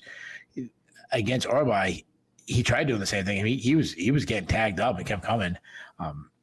The problem is he gets hurt a lot. Like he gets hurt, like he doesn't stop. But he still gets hurt a lot. I'm always worried about guys like that. Big issue being that he keeps his chin high in the air. He doesn't move side to side, so he's kind of very hittable. He's probably the better wrestler of the two. I like his upper body takedowns. He showed good takedown defense against Tukagov and Kutateladze. He gets in scrambles, very Funk's style grappling, but he'll give up takedowns because of the Funk style game. He also struggles to get off the bottom. He'll play jiu-jitsu a little bit. He's got hard ground and pound. He's a serious submission threat. He's got 11 subs, including subs off his back. And he has a cardio go hard all 15 minutes. This is a really intriguing one. That's why I'm like, I think the odds are way off. You know what? I think it should be a pick 'em. I like both guys. I've kind of flip-flopped. I mean, I was leaning Brener early, and then I started going over Alvarez. And Alvarez is a serious threat on the mat. If he could get Brener down, he could sub him, despite Brener being such a good grappler. Man. I can see Brener landing a big shot and hurting Alvarez too. I really am torn. The thing I was thinking about, it's not the Brener could get subbed. It's more of his, why I'm leaning Alvarez is Brener's lack of defense. He gets hit way too much. That said, I think we're going to have a war. I think both guys are going to have moments. I'm going to say Alvarez volume is what's going to get him the edge. Give me Alvarez by decision. Yeah, I have also gone back and forth on this one a few times. And these guys have a few similar strengths and deficiencies. I think they're going to both engage willingly on the feet. Both of them have defensive liabilities. You mentioned Brener, win or lose, gets hit a lot. Alvarez, I mean, he was really young at the time, less experienced, but in his UFC debut, like Damir Ismagulov did a heavy bag routine on him. Like, it felt like he was, I don't know the actual numbers, but it felt like he was outlanding him like 4-1, just tagging him at will everywhere. I feel as though if these guys end up going toe to toe and just swinging in the pocket, throwing caution to the wind, and I'm sure that's going to happen at least once or twice in this fight, I could see Brener catching Alvarez with something, hurting him bad, and starting the ball rolling downhill. If things like on the ground, they're both dangerous grapplers. I probably do give the slight edge to Alvarez there, especially just because there's going to be a lot of scrambles, a lot of tumbling around and rolling around if they go to the ground at all. And Alvarez has just proven so dangerous at grabbing necks or taking the back or both in those kind of situations. This goes against my better judgment, but I'm going to go slightly out on a limb and go with Brener here, because I could, even though I give the advantage to Alvarez on the ground, Brener is dangerous down there as well. And again, like, I can't get the idea out of my mind of just both guys swinging the pocket, both landing on each other, and just when Brener catches Alvarez, he drops and he doesn't recover as quickly, and the thing's over. Give me Brener. Going to take Brener by first round knockout, because if it happens the way I'm seeing it, that's what we're going to get. So we'll know pretty quick if I'm dead wrong on this one. But yeah, I like Brener, the underdog here. Also worth noting what Alvarez looks like on the scale and what those numbers look like. He is a guy that has missed weight badly in the UFC before. Like, he's got maybe this will be the heavyweight fight. Yeah. I mean, he's weighed in over 160 before, and the fight was allowed to go on. So we'll see how this goes. But yeah, that's another upset pick for me. He just keeps like testing it. I do that with the softball players. Like, we take a lead and see if the catches guys not throwing. If it's like take a little lead, take a little more lead. Like, how far can we go before they start throwing it? Maybe that's what he'll do. He'll say, yeah, let me try 161. Hey. Fight, let me try 162. You know, we're talking about Mackenzie Dern next, right? You know what? She no, weight a lot. Like she hasn't missed weight since having the baby.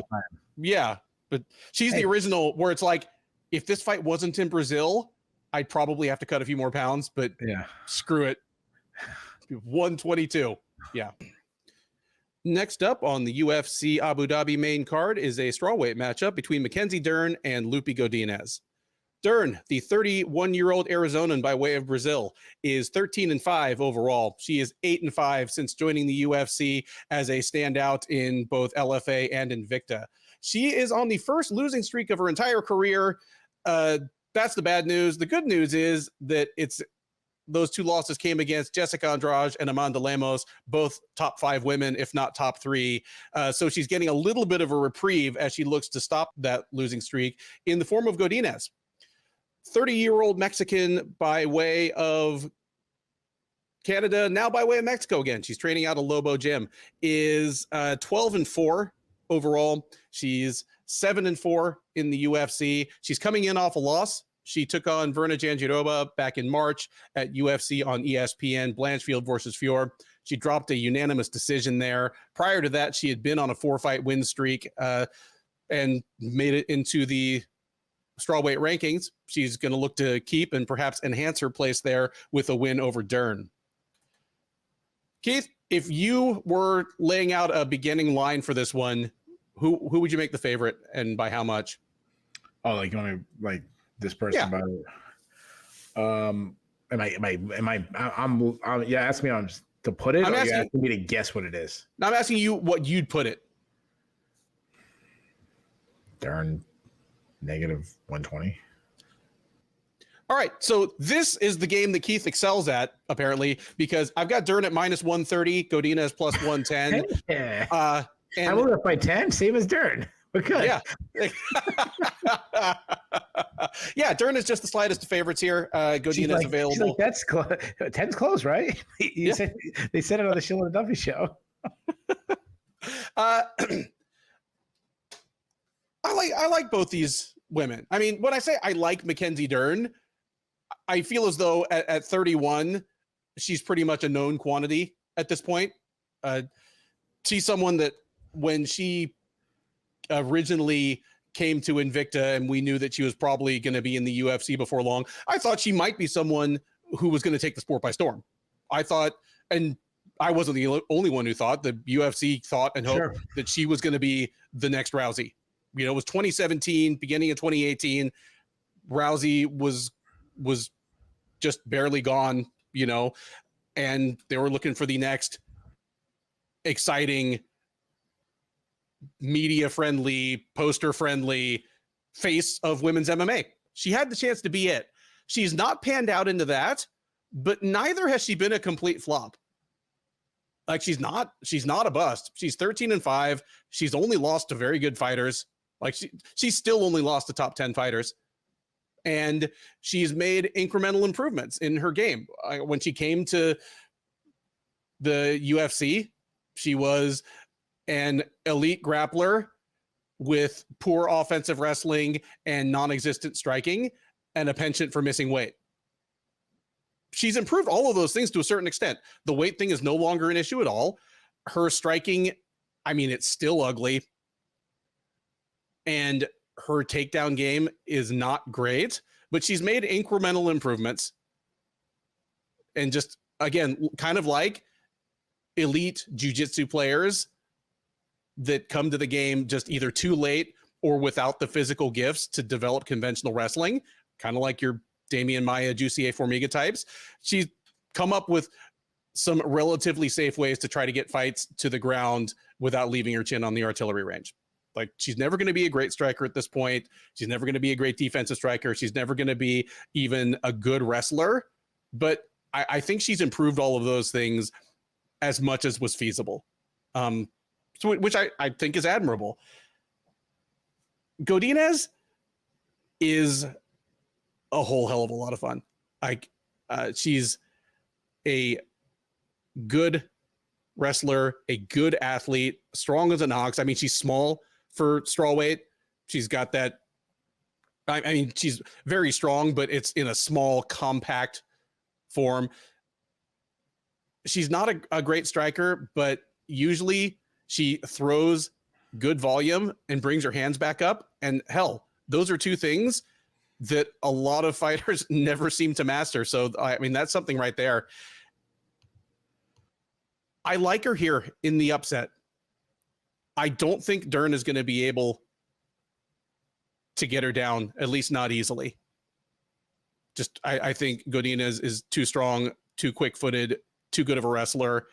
I think Dern's going to be stuck on the feet unless Godinez makes the tactical mistake to just take Dern down or let herself be taken down. I think this just kind of turns into Dern plodding forward, throwing big winging punches, and Godinez being quicker and a niftier boxer, probably outlanding her on the feet.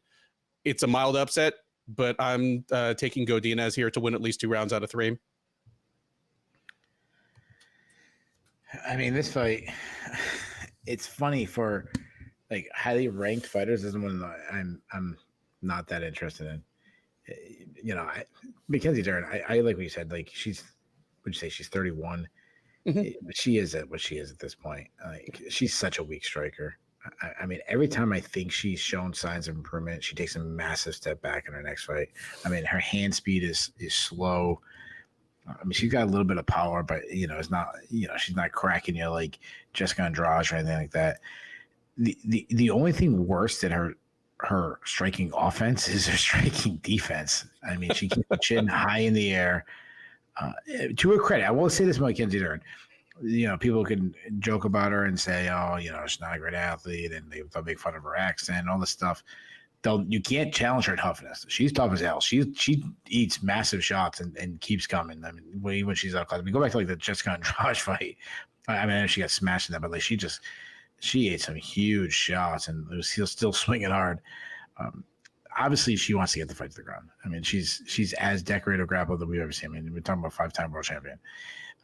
She's got a good top game, great back takes. She can get submissions everywhere, great flexibility. So, you know, she gets submissions and transitions and weird positions. And the issue is, and this is the issue with all jiu-jitsu gyms, not each jiu-jitsu person. I'm talking about the gyms as a whole. Is she's amazing on the round. She just can't get it there. I mean, her entries are ugly. She has no setup. She tries to grab a single and run the pipe. She's just not good at it. You know, her best way to get, I've said this before, the best way to get the fight to the ground for her is pulling guard or Imanari rolling, and she doesn't even try that anymore. She's a weak defensive wrestler, which is like, she doesn't care if she get taken down. Like maybe that's her best way to get the fight to the ground, and just get taken down. You know, she get a sweep or get submissions off her back.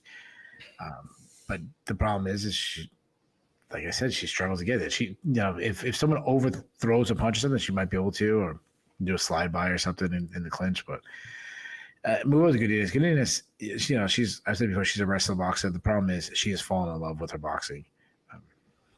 She does cut the cage off well and kind of trap her opponents, though she has many times her volume has really lowered in the last couple of fights. I mean, I go back to like the Tabric-Ricci fight. Like that fight was so much closer than it had to be just because she wasn't matching Ricci's volume. She's a good pocket boxer. So like I'm trashing her volume, but I mean she does have a good boxing. I mean, she has fast hands, nice hooks.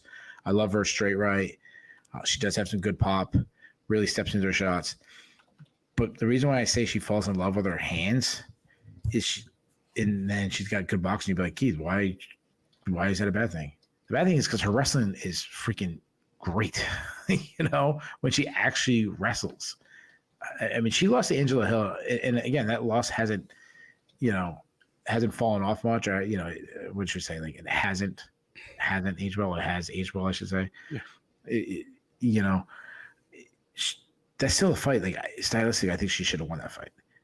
Cynthia Calvillo fight was super close in a fight that she should have dominated. Instead of standing up with her, she could just take it to the ground.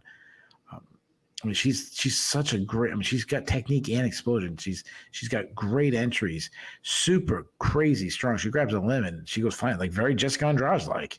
Mm-hmm. She gets on the hips and she slams. I mean, she threw Jessica Penne. She threw Silvana Gomez Suarez. She's threw Luma Lumbumi, Elise Reed. Like when she goes for wrestling, no one can stop it.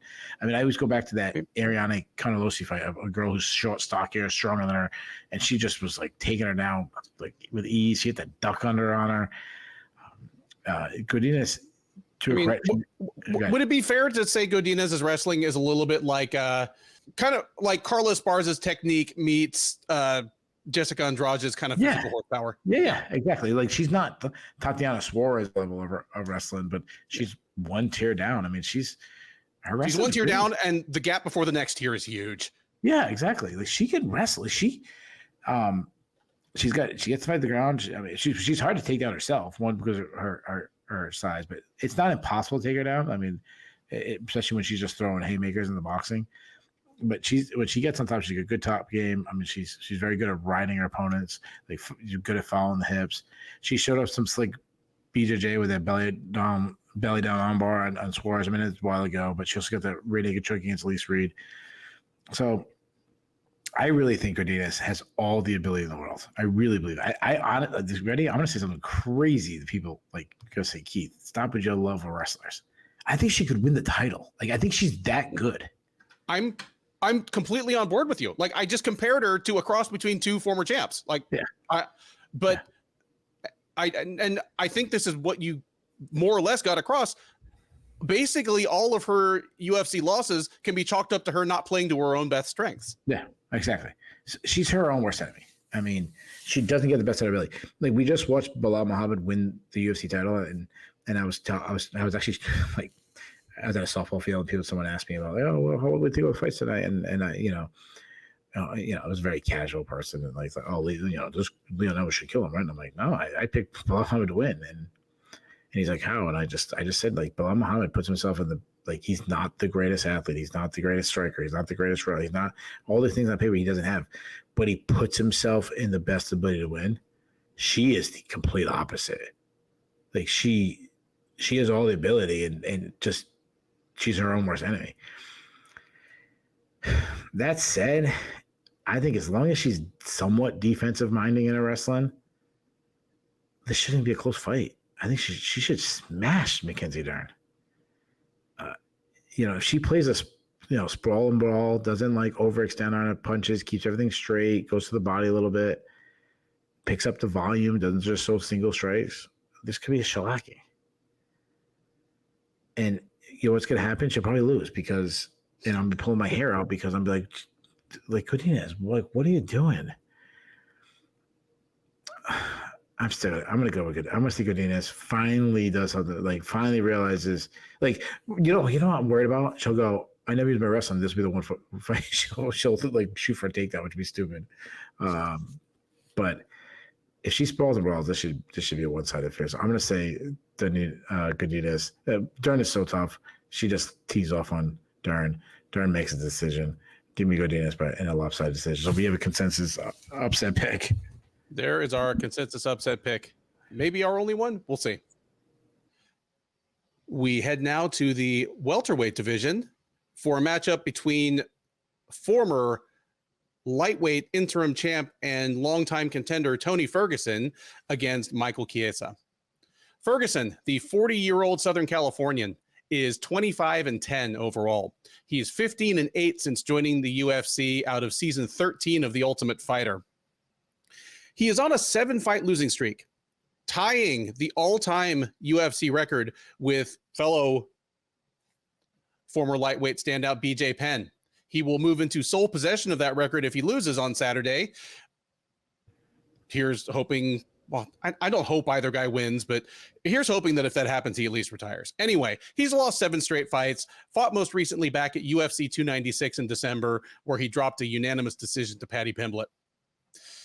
He's moving up from 155 to 170 pounds here, and waiting for him will be Chiesa, who also moved up from 155 to 170 and also could use a win right about now. 36-year-old Washington State native is 16-7 overall. He is 11-7 since joining the UFC as the winner of season 15 of The Ultimate Fighter. He's on a 3-fight losing streak, all at welterweight. He plied his trade at 155 pounds for most of his UFC run, made his way into the outer reaches of the rankings there, but after a couple of losses decided to move up and had some success, but again, 3 straight losses, and with some long absences in between. He has not won in the UFC since January of 2021, so 3.5 years, and he's fought about once a year since. Last time he fought was almost exactly a year ago. It was at UFC 291 last July, and he fell victim to his own secret weapon. Got tapped out with a Bravo choke in the first round by Kevin Holland. So he's looking to bounce back. He's the favorite here, Keith. Where would you put him, knowing that he's the favorite? What would you? Negative 220. Chiesa is easily the biggest favorite on the card. He is minus 600. Ferguson plus 425. I love it. I was not even close. Man, this is going to be sad. It's going to be sad. Yeah. Because here's the thing. Tony Ferguson, obviously, he is on a 7-fight losing streak. Before that, he was on a 12-fight win streak. And he was pretty much everybody's consensus number 2 fighter in the division. And even if most of us believed that Khabib Nurmagomedov would probably beat him, it was the fight we all wanted to see. He seemed to have done at least enough to deserve a shot at that. And the weird collection of things that he does well pointed to things that, well, Yeah. So we never got it. Now, forget about Khabib beat him. Hasbulla would beat him now. It's pretty sad and completely foreseeable because his game was so unorthodox when he was at the height of his powers. He doesn't fight like John Jones, but it's a John Jones-ish thing where his offense consists of this collection of weirdly mismatched techniques that he's very good at that somehow coalesce into a very dangerous game. Like, I mean, you've mentioned before that even at his best, his wrestling was overrated. And I agree to a certain extent, but really it's that his wrestling is overrated if you think of his wrestling as a means to get his opponent down and go to work from guard. If you think of his wrestling as a way to create scrambles or maybe trick people into sticking their head into his front headlock, it was deadly effective for a long time. Like his actual takedown ratio and takedown numbers look terrible, but the number of people that he is guillotined or Bravo choked is impressive. So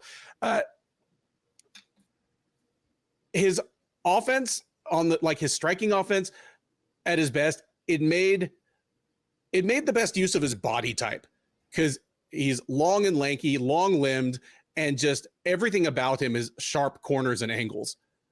So, long kicks up the middle, some of the nastiest elbows in the entire UFC, whether standing or on the ground. Yeah, just at his best. And the scariest thing about him was that he was such a builder. Like he had freakish cardio, freakish pace, always coming forward, never letting up. He broke opponent after opponent. And, back in 2017, 2018, 2019, those memes would go around on social media just showing this is what Tony Ferguson's last 8 opponents looked like at the end of the fight. And they all looked like they'd been like hacked up with a machete. But all of that was dependent on his durability because he took a good amount of punishment and burned a ton of energy in all of those fights. And once that started to fall off, he started to lose bad. And even now, 7 losses in a row, he's had his moments in all of them. He's had moments usually in the first round when he was winning all of them. But these days, his opponents weather the storm. They have the durability. He doesn't. And he's running into people that are harder hitters because he was never a huge one-shot hitter, even at the height of his powers. He's running into people that are stronger, more positionally sound grapplers because his grappling was always more opportunistic than textbook. So just once he couldn't blitz them or break them, he didn't have anything for Charles Oliveira or Beneil Dariush. There are no good matchups left for Tony Ferguson in the UFC. Like the UFC, to find him a fight that he would be favored in would have to make a matchup that would be embarrassing to everybody involved. Chiesa ain't it. Like Chiesa's been on a bit of a skid and he's had some injury issues, but man, he is going to maul Ferguson. He's going to be bigger than Ferguson. Like he's another guy that had a huge kind of angular frame that it was always hard to imagine how he made 155. He immediately slotted in as a good sized 170 pounder, but he's such a bruiser on the ground. He got tapped out by Vicente Luque and Kevin Holland, both with Bravo chokes, which again, kind of ironic since I mean, that's he has a good front headlock himself. Yeah. But both those things happened in transition starting on the feet. Once you and Michael Chiesa are both on the ground, he is still just an incredible back take specialist and has just an unbelievably patient, borderline unstoppable rear naked choke game once he has your back. He is one of the fighters in the UFC that just most resembles like a boa constrictor or a python once he has people down. He's incredibly strong, incredibly flexible, uses his long arms and legs to his best advantage. And this thing's going to the ground sooner or later. I don't think Tony Ferguson can change the kind of fighter he is. I could see him thinking, okay, I'm going to piece up Chiesa, I'm going to hurt him on the feet, and I'm going to hurt him until he shoots a bad takedown, and then I'm going to Bravo choke him. But he's not going to be able to do that. Like, they're going to start swinging on each other, and he's going to try ankle picking Chiesa. They're both going to go to the ground. Chiesa's going to take over and just completely big brother him. It's going to be a sad moment because for a long time, the UFC really was a more fun place with Tony Ferguson around. But I think his lovable crazy ass takes its 8th straight loss here. And again, I think it's going to be ugly. Give me Chiesa by second round submission. And I imagine it's going to be really one-way traffic once they go to the ground for the last time.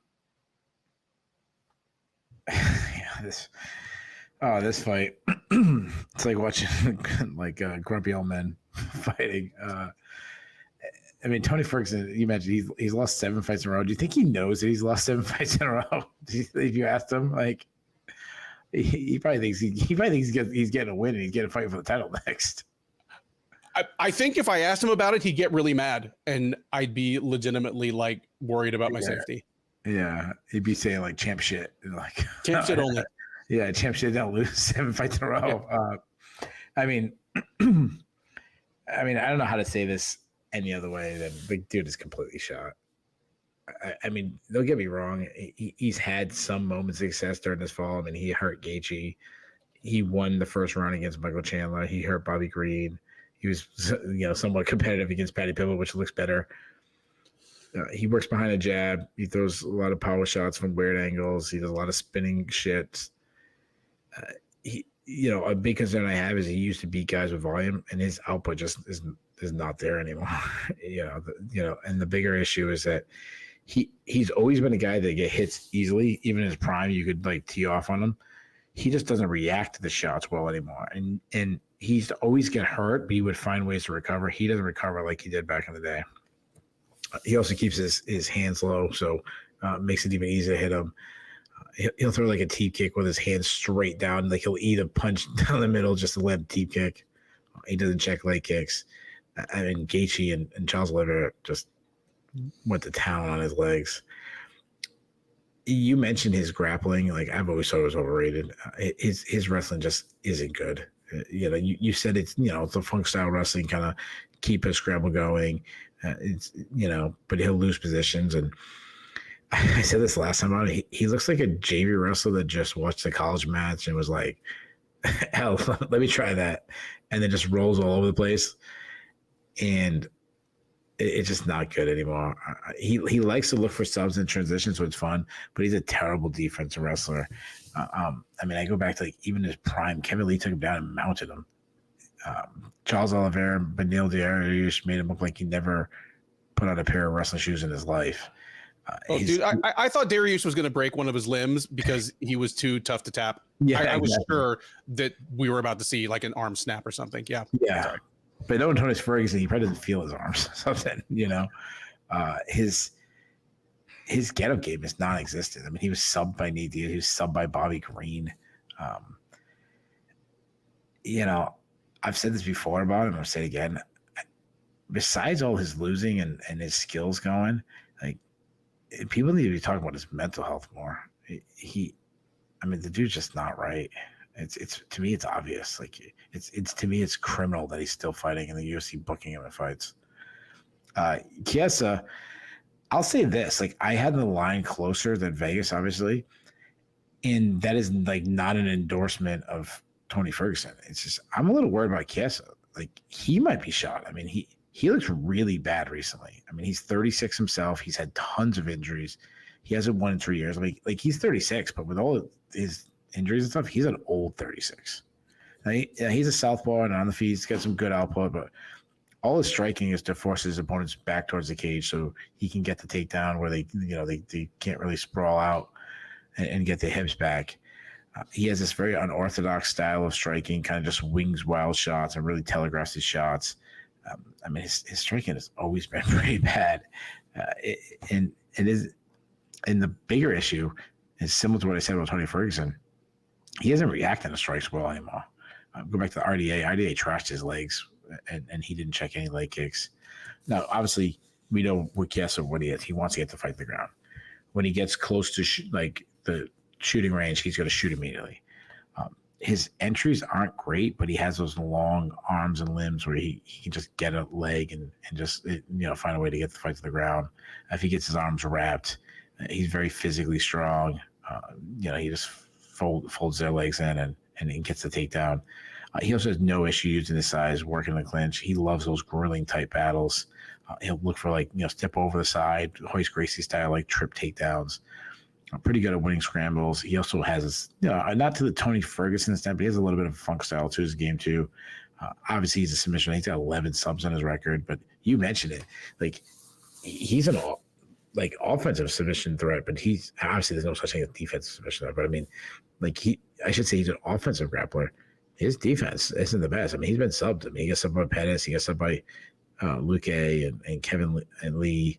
And the Kevin Lee one was controversial, but Lee had a locked-in jump. Yeah, he was going out. Yeah, the best thing that happened to him is the referee jumped in there because he was about to go unconscious 3 seconds later, and then he doesn't have that excuse. Now he's got a built-in excuse for a fight that he was about to lose anyways. So, and then he was just subbed by Kevin Holland. And you mentioned the way that Bravo chokes, the Darce chokes, so they're all these head attacks. He's 3 times down. He's been subbed that way. So Chiesa obviously should be the favorite. I don't think he should be a -600 favorite. And again, it has. And I'm not saying he's not going to maul Tony Ferguson, but it's not because Tony Ferguson's good. I'm not saying that. It's just simply Chiesa might be shot himself, and we just don't know it to the extent because he hasn't fought as much. Adding Ferguson with the Darce jokes. Here, in the middle of his 3-fight losing streak, don't forget the night that Juliana Pena won the bantamweight title. Yeah. He got so hammered cage side that he fell face first and busted his face up on the floor, the cage apron, and had to be carried out. The dude's taking damage even when he's not the one fighting that night. Yeah, he got hurt in the dolly incident. This guy. Yeah. Yeah. And being that Darce chokes and Bravo chokes are his Achilles heels, maybe that's the one thing that Ferguson still has. That said, I'm obviously still picking Chiesa. It's pretty not many people are taking Tony Ferguson. I hate Ferguson's style of grappling. I think Chiesa takes him down several times. I think Chiesa might have beat him even in Tony Ferguson's prime. I was never a Tony Ferguson guy. I think Chiesa does what Bobby Green did and what who are the guys? Nate Diaz did. I think he subs Ferguson. Give me Chiesa to lock in a rear naked choke in the second round. Third from the top at UFC Abu Dhabi is a bantamweight matchup between former title challenger Marlon Vera and former flyweight champ Davison Figueiredo. Vera, the 31-year-old Ecuadorian by way of Southern California, is 23-9-1 overall. He is 15-8 in the UFC. He's coming in off a loss. He fought back in March at UFC 299, challenging still champ Sean O'Malley. He came up on the wrong side of a 5-round unanimous decision. So he's looking to get back in the win column, looking to prove that he still belongs in the title picture. Looking to prove the same thing is Figueiredo. 36-year-old Brazilian is 23-3-1 overall. He's 12-3-1 in the UFC. He is 2-0 since moving up to bantamweight. He moved up from flyweight to bantamweight following his unprecedented 4-fight series against fellow former champ Brandon Moreno. Since moving up late last year, He has a unanimous decision win over Rob Font and a second-round submission of Cody Garbrandt. The Garbrandt fight was back in April at UFC 300. Figueiredo now looking to go 3-0 in his new division to get a win over a top 10, maybe top 5 fighter and recent title challenger. If he wins convincingly, he might jump well ahead on what is already like a pretty crowded line. So somebody possibly making big moves here. Who do you think is the favorite, Keith? And where would you place him? Marlon Vera, like negative 140. You know what? Before I looked, I would have been with you. I was surprised to find out that Figueiredo is the mild to moderate favorite. He is minus 160, Vera plus 130. Wow. I am one who, in the middle of Figueiredo's series with Moreno, was kind of harping on whenever these guys finish their business, whoever comes out on the wrong end of it, or hell, maybe both of them, would be pretty good at 135. Like, neither of them is super tiny. They both have really good power for the division. I thought they both had a game that would translate well to 135. In the case of Figueiredo, that's been borne out so far. I mean, he had an unquestionable win over a borderline top 15 guy in Font, and then another emphatic win over a guy in Garbrandt that had actually looked pretty good himself recently. This is the really real for real test, because Vera is a good size for the division, like Font is, but he's just in much better competitive shape. I mean, he's probably better than Font ever was, but he's definitely in better competitive shape than Font is these days. Vera probably shouldn't have been the challenger for Sean O'Malley early this year. Like, he jumped the line a little bit himself just because they had history. But he is a legit top 10 guy who only loses to really good people. I favor Vera in this one. I'm thinking what Figueiredo would have to do in order to beat him. And it's doable, but it's not easy. Like, Vera is so ridiculously tough. We're talking about a guy that's still never been finished after, fighting for almost 15 years, fighting some of the best fighters in the world for the last 6 or 7. Like, he's always been competitive, even when he's on the wrong end of things. And he's always trying and pushing and still dealing damage, even when he's badly behind in fights. He's going to be substantially bigger than Figueiredo. Figueiredo's punching power seems to have carried over to 135, but he also used to be able to be quite a bully on the ground. Like, by flyweight standards, he was just such a jacked guy, physically extremely strong, that it made his wrestling and his jiu-jitsu run. I don't think he'll be able to do that to Vera. Like, Vera can be taken down. I suppose I wouldn't be that shocked if Figueiredo shot a takedown on him and took him down. But unless Vera is in play jiu-jitsu off my back mode, he has a pretty good get-up game. And again, he's going to be substantially bigger and stronger than Figueiredo.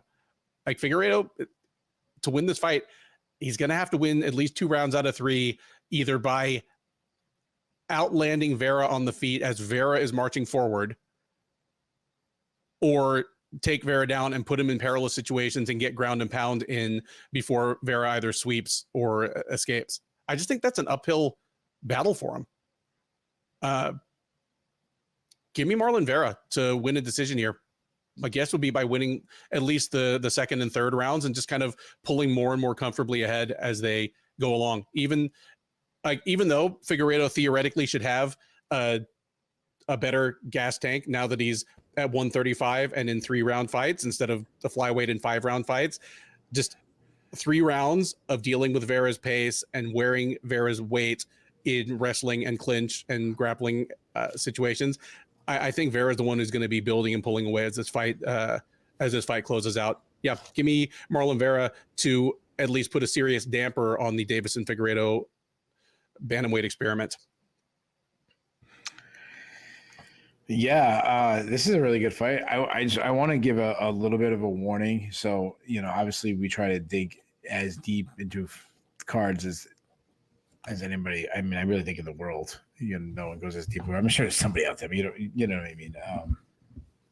At least we're in the conversation. We're in the club, Obviously, life gets in the way, and life got a little bit in the way this week for me. That's maybe the one reason why we're behind a day, and I apologize again for that.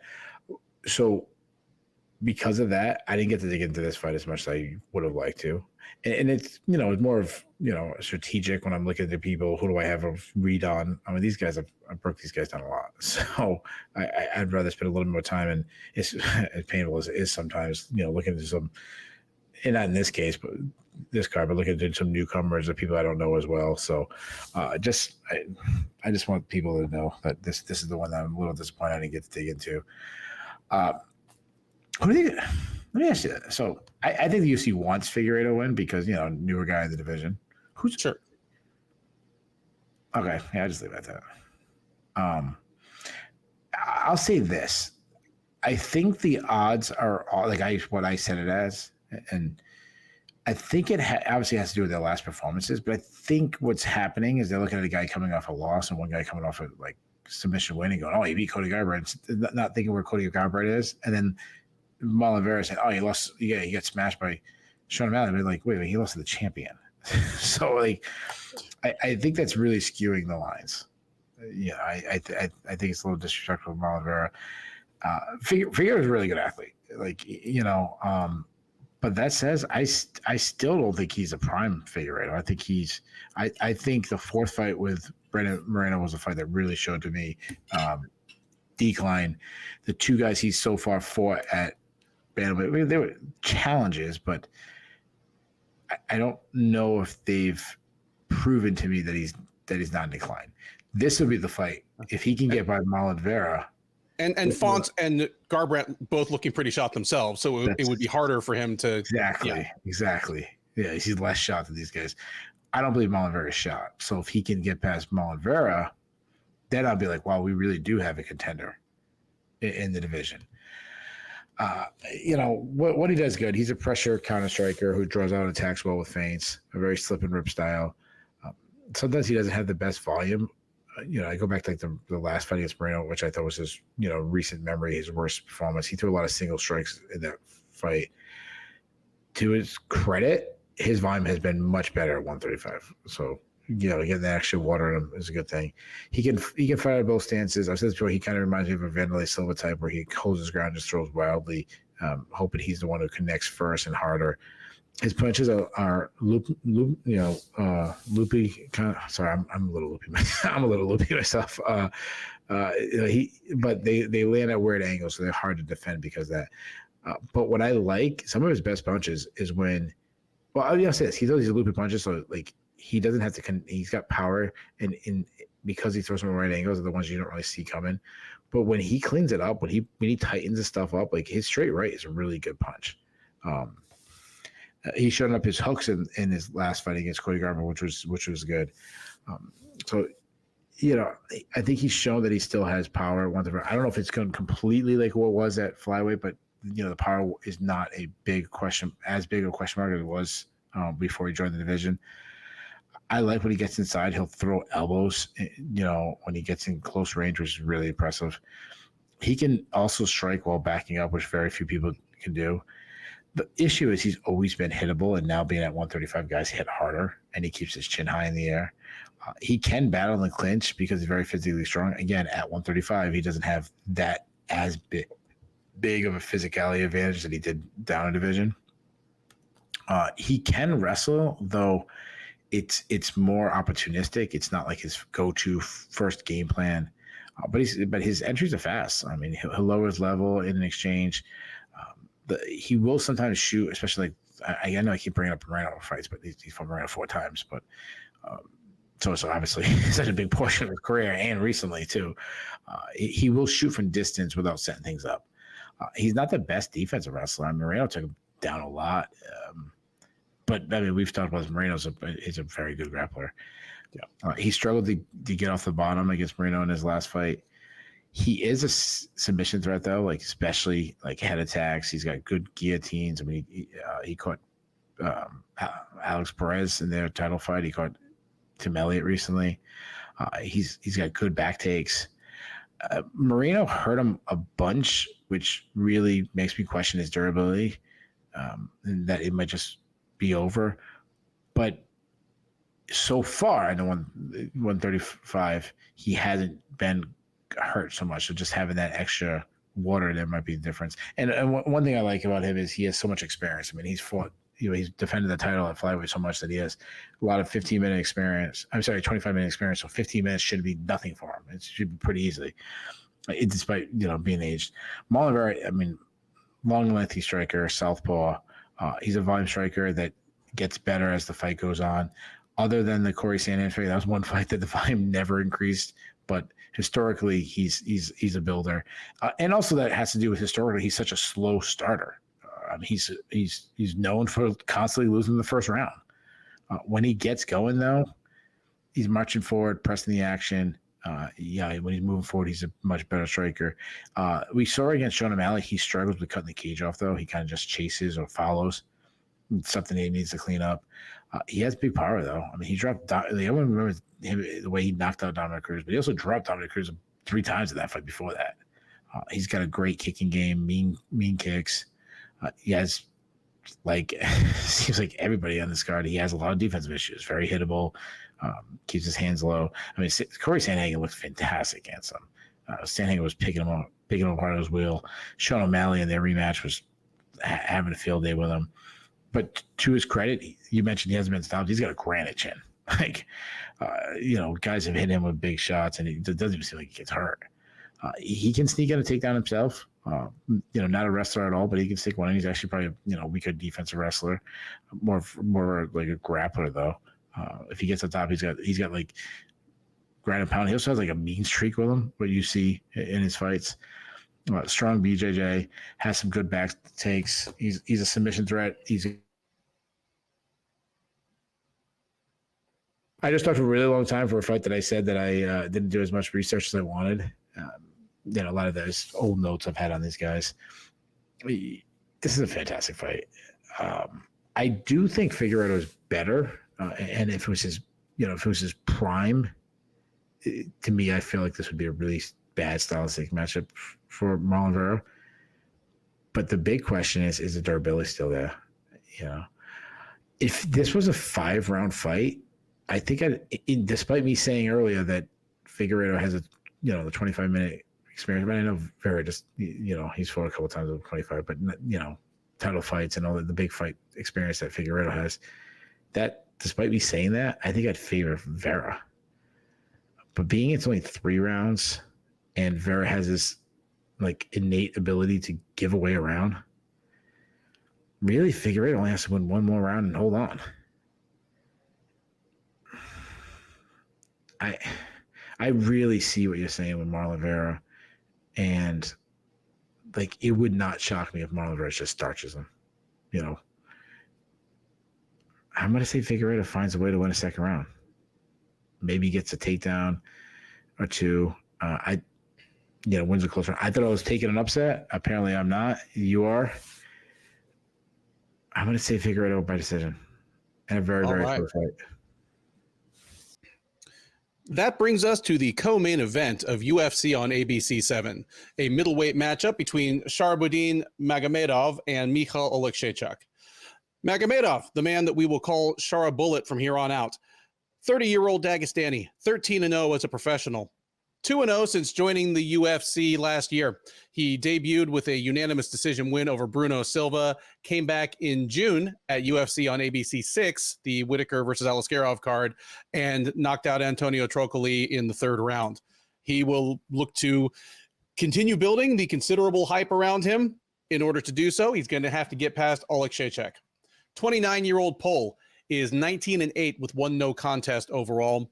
He is 7-6 with 1 no contest in the UFC, 3-3 since moving down to middleweight. He debuted in the UFC as a visibly undersized light heavyweight, dropped to middleweight a couple of years ago, and like I say, 3-3 since then, though he is coming in on the back of back-to-back losses, and in what may be a UFC record, back-to-back technical submission losses. What we have learned about Michal Oleksiejczuk is that this man does not tap. Back in March at UFC 299, Michel Pereira choked him all the way to sleep. And then at UFC 302 in June, Kevin Holland turned his arm about 5 ways that human arms were not meant to go before Herb Dean jumped in and stopped the fight. It apparently was not a full break since Oleksiejczuk is back in business 2 months later, but it was sure ugly. Odds here, unsurprisingly perhaps, favor Magomedov. He is minus 225, Oleksiejczuk plus 175 coming back. Keith, I mentioned earlier that there are a couple of fights on this card where the UFC is doing pretty transparently favorable matchmaking. Again, Sedriques Dumas versus Denis Tiuliulin. They're matching Dumas against a guy that is a smaller, worse kickboxer, less athletic, and extremely unlikely to exploit his ground game. And I take him to win. Hey, but we understand why. Yeah. And it's not necessarily because they want to build Dumas into something great. Maybe they're like, this guy has too much baggage. If he can't get past Tiuliulin, now we can cut him. Like, for all I know, that's the way they're thinking. Here, it's another similar thing. The UFC is clearly very invested in Charbullet being a good fighter. I mean, he's being sold to us as the kickboxing version of Khamzat Chimaev. Like, he's got a unique look, to say the least. He has one hell of a highlight reel, and at least thus far, he's beaten the people they put in front of him. The big question mark about him really is his defensive wrestling, his ground game, his get-up game. And in Michal Oleksiejczuk, they may have matched him against the middleweight in that general area of the rankings, who is most likely to oblige him with a striking battle on the feet. And again, it's not just cupcake matchmaking. It's a thing. Well, if he's not able to outstrike Michal Oleksiejczuk, then we don't have what we thought we had on our hands.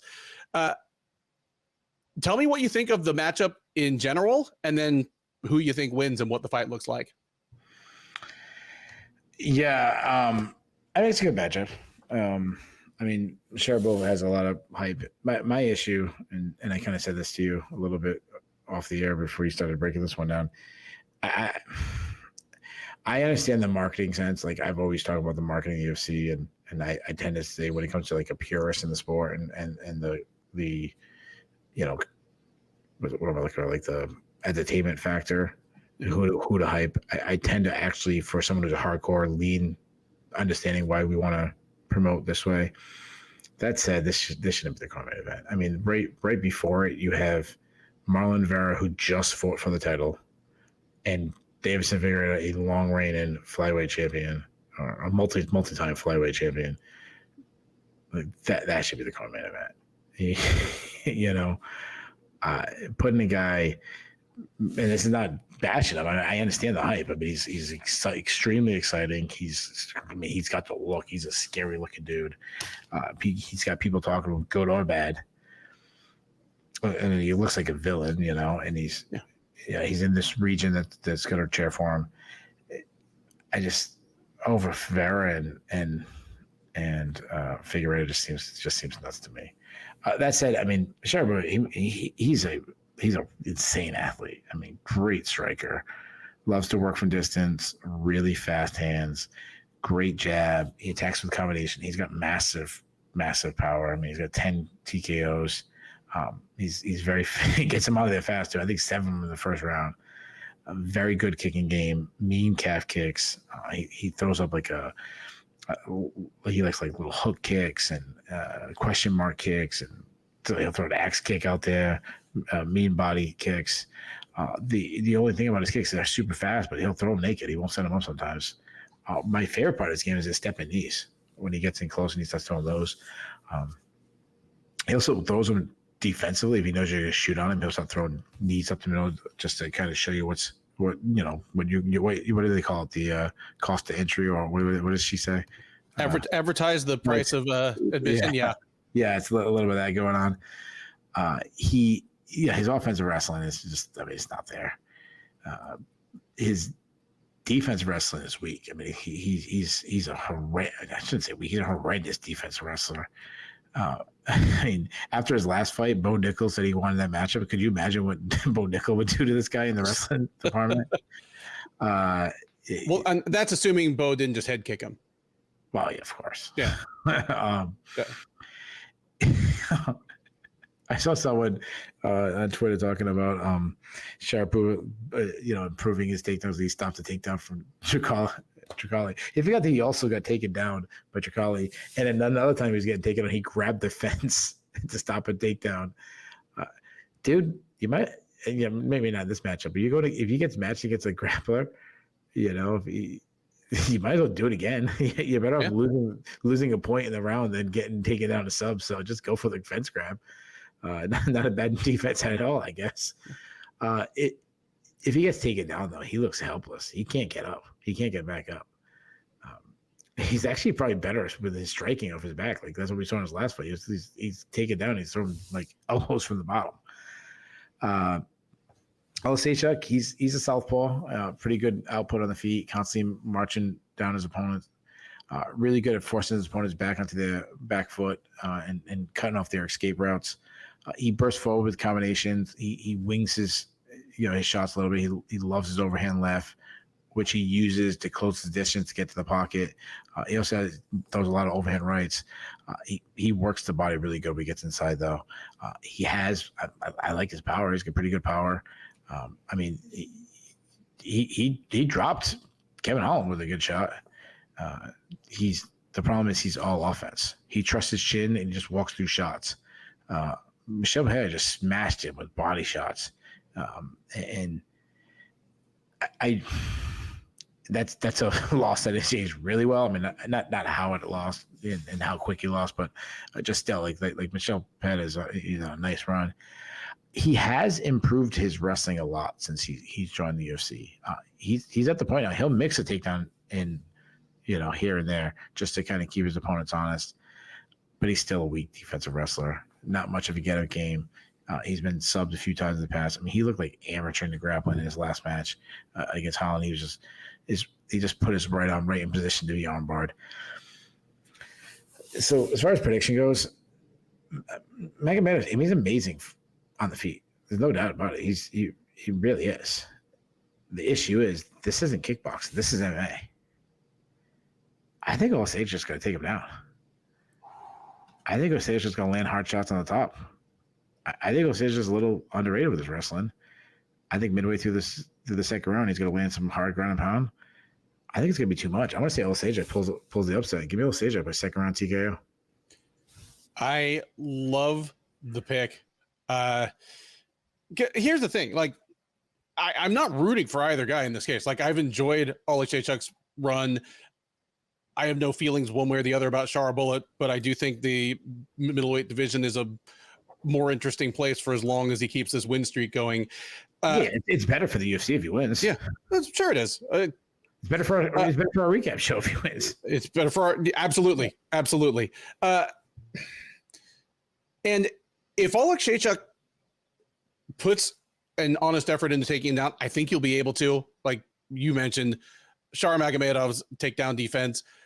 It's almost as though he doesn't even train it. Like Sorry to interrupt you, Ben. No, I'm not. But my 9-year-old son has more knowledge of wrestling than he does. I'm not making that. 100%. My 9-year-old son understands wrestling better than he does. Yeah, no question. Like, even if he couldn't do it in real time, I'm sure your 9-year-old son could give all the proper steps, like what you do to stop a double. Yeah, he could coach him. Like my 9-year-old son could coach him in wrestling. And then you mentioned that Magomedov doesn't even have a get-up game. Like it's reached the fence. Aside from grabbing the fence, he doesn't have a get-up game. He's throwing strikes off his back, which it might hold water against the Antonio Trocolis of the world, but he's already done fighting the Antonio Trocolis of the world. Michal Olasechuk is a big step up from there, and it only gets harder from there because Olasechuk is someone that, as you pointed out, probably can take him down. After this, if he wins, they're almost gonna have to match him with somebody who will try to take him down. Like they're getting to that part of the division. I mean, I'd love to see what it looks like if Olasechuk really does go for the takedown early and often, but I think they're going to spend some time on the feet, and I think Magomedov's probably going to start sniping him pretty quickly. Like, I like Oleksiejczuk. There's like, even win or lose, when he joined the UFC at light heavyweight, he was so visibly undersized. Like, again, win or lose against people like John Vellante, OSP, Jim Crute, like they looked a full weight class bigger than him because they were.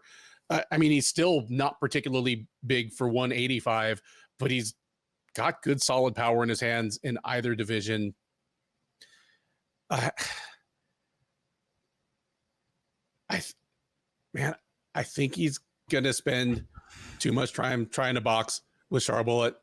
He's gonna get kicked to the legs. He's gonna get kicked to the body. He's probably gonna get kicked to the head.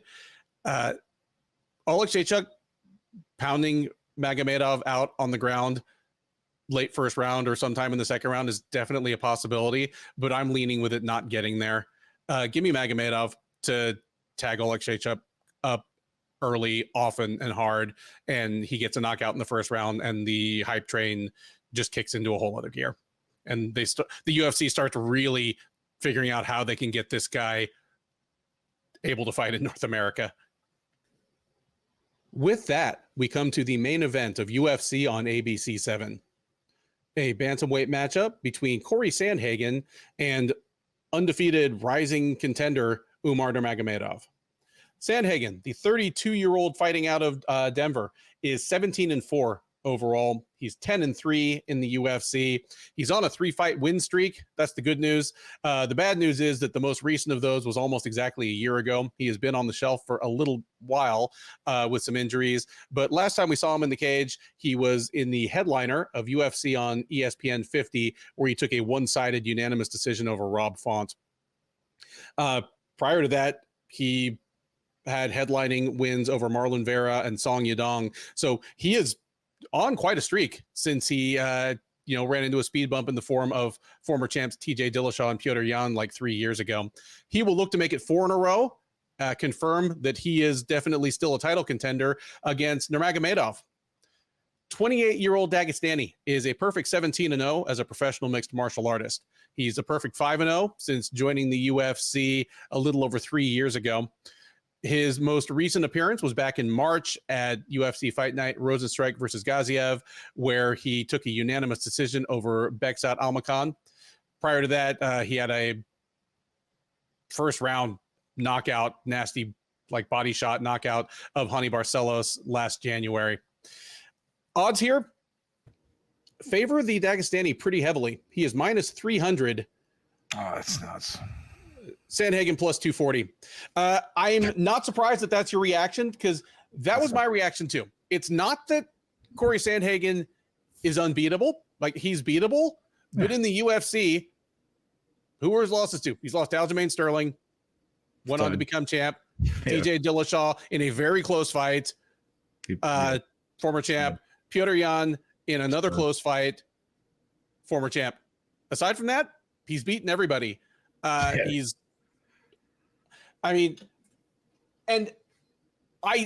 I say, I don't generally have a rooting interest. I like it when Corey Sandhagen is doing well. He is a hell of a lot of fun to watch. Lanky kickboxer with good power. He's just got the power that comes from having long limbs and good solid mechanics. It doesn't tend to overswing on stuff. I feel as though he's probably never going to have great takedown defense, but he's gotten better at, well, as we just quoted a fight ago, advertising the price of admission. I think he's come to understand that his best takedown defense is not letting people get that close to his hips. I understand why he's an underdog. Like, Nurmagomedov is an undefeated prospect who's made it look pretty easy everywhere he's gone. And he had some high level experience even before getting to the UFC. He probably would have fought for the Fight Nights Global Championship if he'd stuck around for even one more fight before getting snatched up by PFL. He had easy sledding in all of his PFL appearances, even if he never got into the main track of their season and playoff format.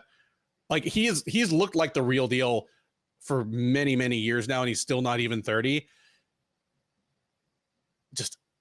I'm still having a hard time like swallowing him as a 3-1 favorite over Sandhagen, because if he beats Sandhagen, he's probably going to have to take him down, and he's going to have to take him down often enough and keep him down long enough and do enough damage, or put him in enough peril to, one, either finish him, like Sandhagen has been tapped out and Aljo made it look easy, but at least do it enough to win 2 rounds out of 3. That's the hard sell for me. Like, is it possible for me to believe that Umar Nurmagomedov is a future champ and also believe that he loses on Saturday? Because that's what I'm kind of feeling like, man. Yeah. I think this is a huge step up from the people that Nurmagomedov has been fighting in the UFC. Like, he's been fighting solid competition for his last 12 or 15 fights, but Sandhagen is just an enormous step up from Brian Kelleher, Nate Maness, the 2023 version of Hani Barcelos. Yeah. I mean, you can make an argument that his UFC debut, Sergey Morozov, is actually the best guy he's beaten in the UFC. Yeah. I'll probably Barcelos, but yeah. Or Barcelos, but again, it was a diminished version of Barcelos by the time he ran into him. So ran through him. He recently beat Brian Kelleher. Brian Kelleher's completely shot. Yeah. You mentioned Hani Barcelos. Nate Maness. Nate Maness, it just announced on Twitter today that he got cut. Yeah. So now you're fighting Corey Sandhagen and you're a 3-1 favorite. That's fucking nuts. It is, and I'm not buying it.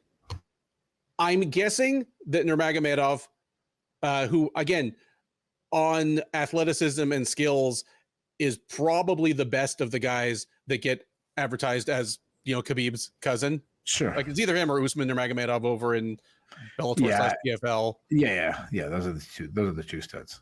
Yeah. But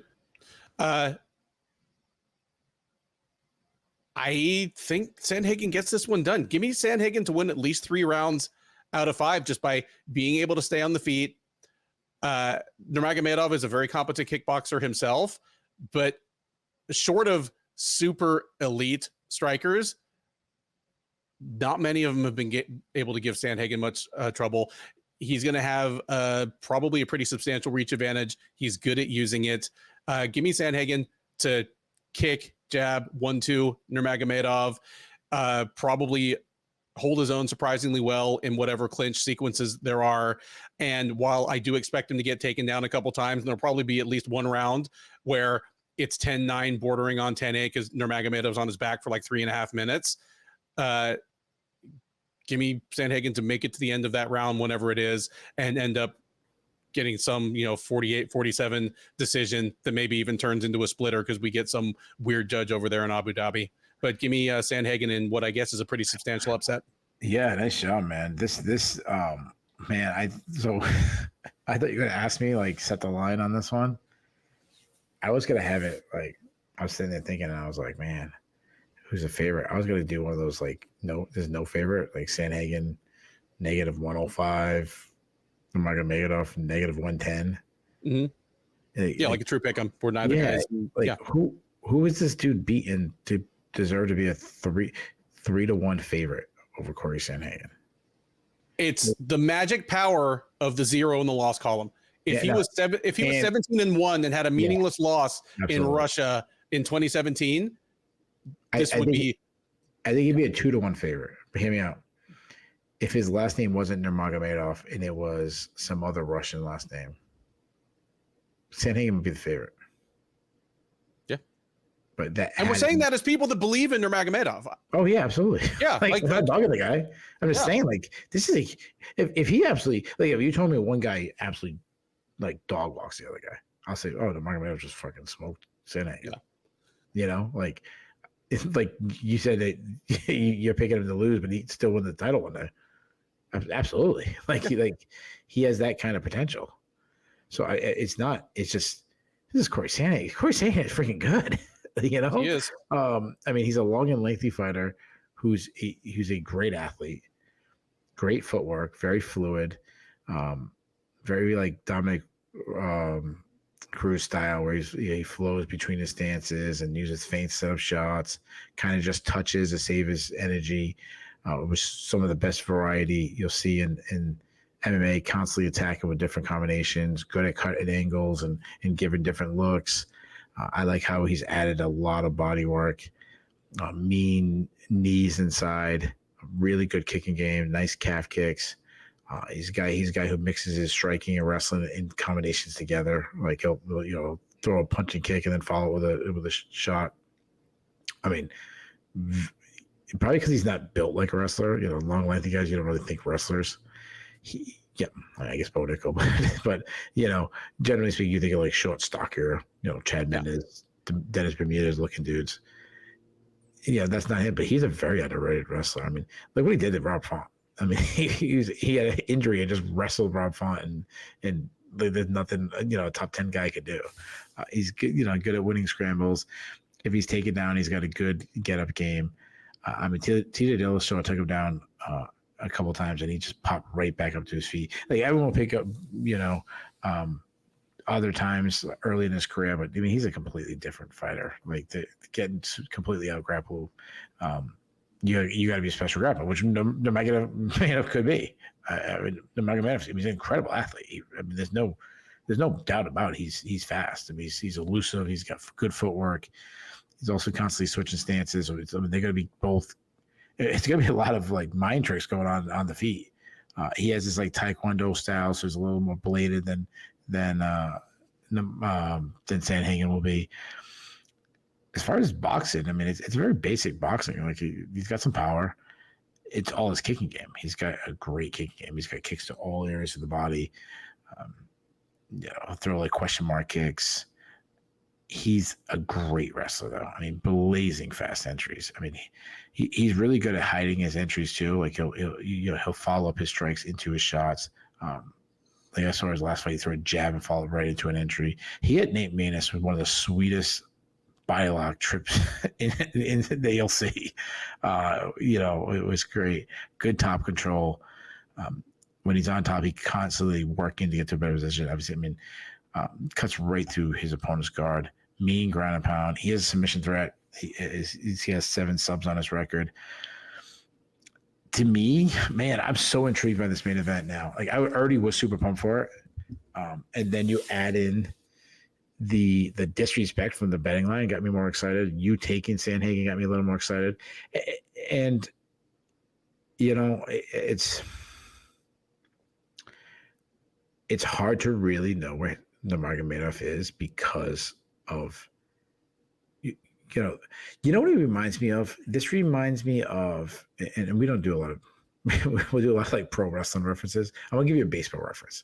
All right. This is like the superstar, like prospect in baseball, like when Mike Trout came up, or when insert whoever, big superstar guy, and they went from like AA right to the majors. They skipped over AAA. Mm-hmm. And then some guys like Mike Trout, I don't, and don't at me. I don't know if Mike Trout went to AAA. I just know he got brought up super early. He might have played AAA. So I'm not freaking Peter Gammons. Give me a break. But my point is that he came in really young. And some guys, Ken Griffey Jr., Mike Trout, they're that guy. It don't matter. You know what I mean? He could have came from high school. That's what you got to ask about Nurmagomedov. Is he that guy? Because this is that. This is AA to the majors. And not even to the majors, but you're like, your first at bat, you're going against a stud pitcher. You're not going against, number 4 starters. You're going against the ace. Yeah. Because that's what Sandhagen is. I mean, you're going against the number 2 or number 3 guy in the entire division. Yeah. Yeah. Who I wouldn't bet on Sandhagen to ever win the title, but it's not out of the realm of possibility. Like no. It's like, if I'm setting the line, he wouldn't be my favorite, but he's not a guy I would like. I want to see Sandhagen versus O'Malley at some point. Oh, absolutely. Yeah. It's the Merab factor to me, which is why it's hard for, like, I think Merab's a bad stylistic matchup for Sandhagen. That's why I look at him probably never win the title. But if it was just O'Malley, And again, I'm not making a prediction on this, but that one I don't want to say I feel pretty good because O'Malley's really good too, but like I like his chances way more. Mm-hmm. You know, it's so the Vegas is. The only thing I can think of is Vegas is besides me saying he's that guy, they think he's the best guy in the world. Because I don't know is there anybody else to be a 3-1 favorite over Sandhagen in the world? O'Malley would not. I know O'Malley wouldn't. If Merab beats O'Malley and Sandhagen is next, Merab might be, depending on how he beats O'Malley. But yeah, if they were fighting in a title eliminator this weekend, it's Merab minus 220. Yeah, I think most people would put Merab as the best in the world. Yeah. So yeah, you're saying this after he beats O'Malley. If he beats O'Malley, I'm saying, but you're saying he beats O'Malley. Yeah. This is now. Yeah, this is now. It's kind of wild. This is a couple days from now. I mean, Vegas is ignoring this massive step up in competition, and I understand that it's not always. And I've said this before. I know it's not always like this. We think he's this much better. It's more of the way the casuals bettors bet. They see the last name Nurmagomedov. They know the math behind. Like if you're running a sports book and you know that people will take Nurmagomedov at minus 300, then why wouldn't you charge them that? Yeah, exactly. So, I guess the argument would be is then you got people, the sharps going to put money on Sandhagen when he wins, you got to pay him out more. So, and on the recap, and I don't know if you'll be here for the recap, but I'll take a look at what the line closed at because I'm kind of interested to see. Oh yeah, I wonder what the movement has been like because this line's been up for a while, and you got those bettors that jumping out. We're not those guys, but you got sharps like Sean Sheehan out there. Not Sean Sheehan, this is the guy who did the show with him. Yeah,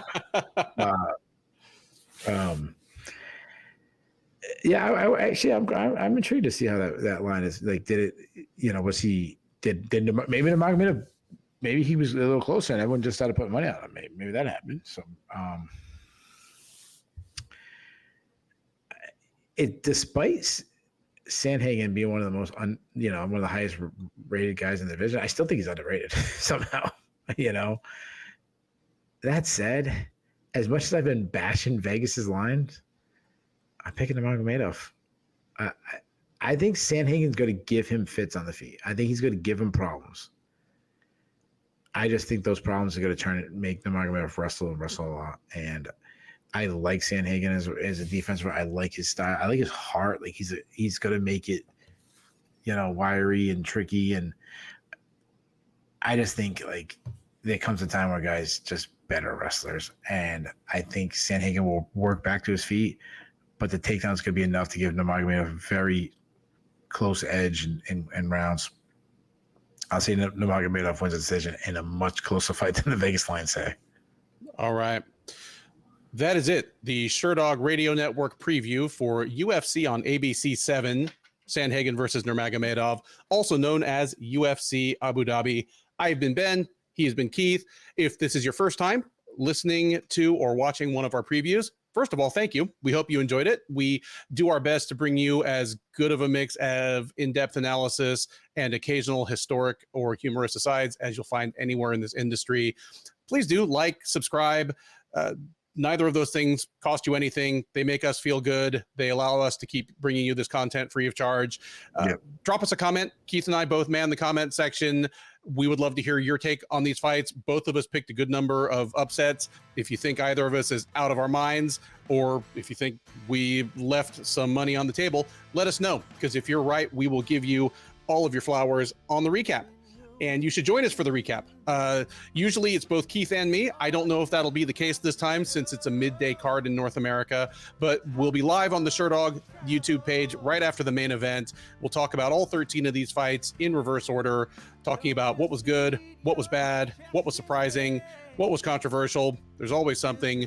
Talking about what's next for some of the notable winners as well as losers, and talking with you, because the live chat on the YouTube page is open that whole time. So we'll be taking your questions, your comments, and your hot takes in real time. We have a growing community of friends all over the world that hang out with us after the fights, and we would love you to be part of it. As I said off the top of the show, if you're one of the people that's been asking or Googling lyrics and trying to figure out about the music that is probably starting to play under my voice right now, that's me. The long-awaited album drops Tuesday, probably already by the time you're watching this. There'll be a link in the notes. Hope you enjoy it. Between now and Saturday, thank you once again for listening. Enjoy the rest of your week, and by all means, enjoy these fights. To the sea.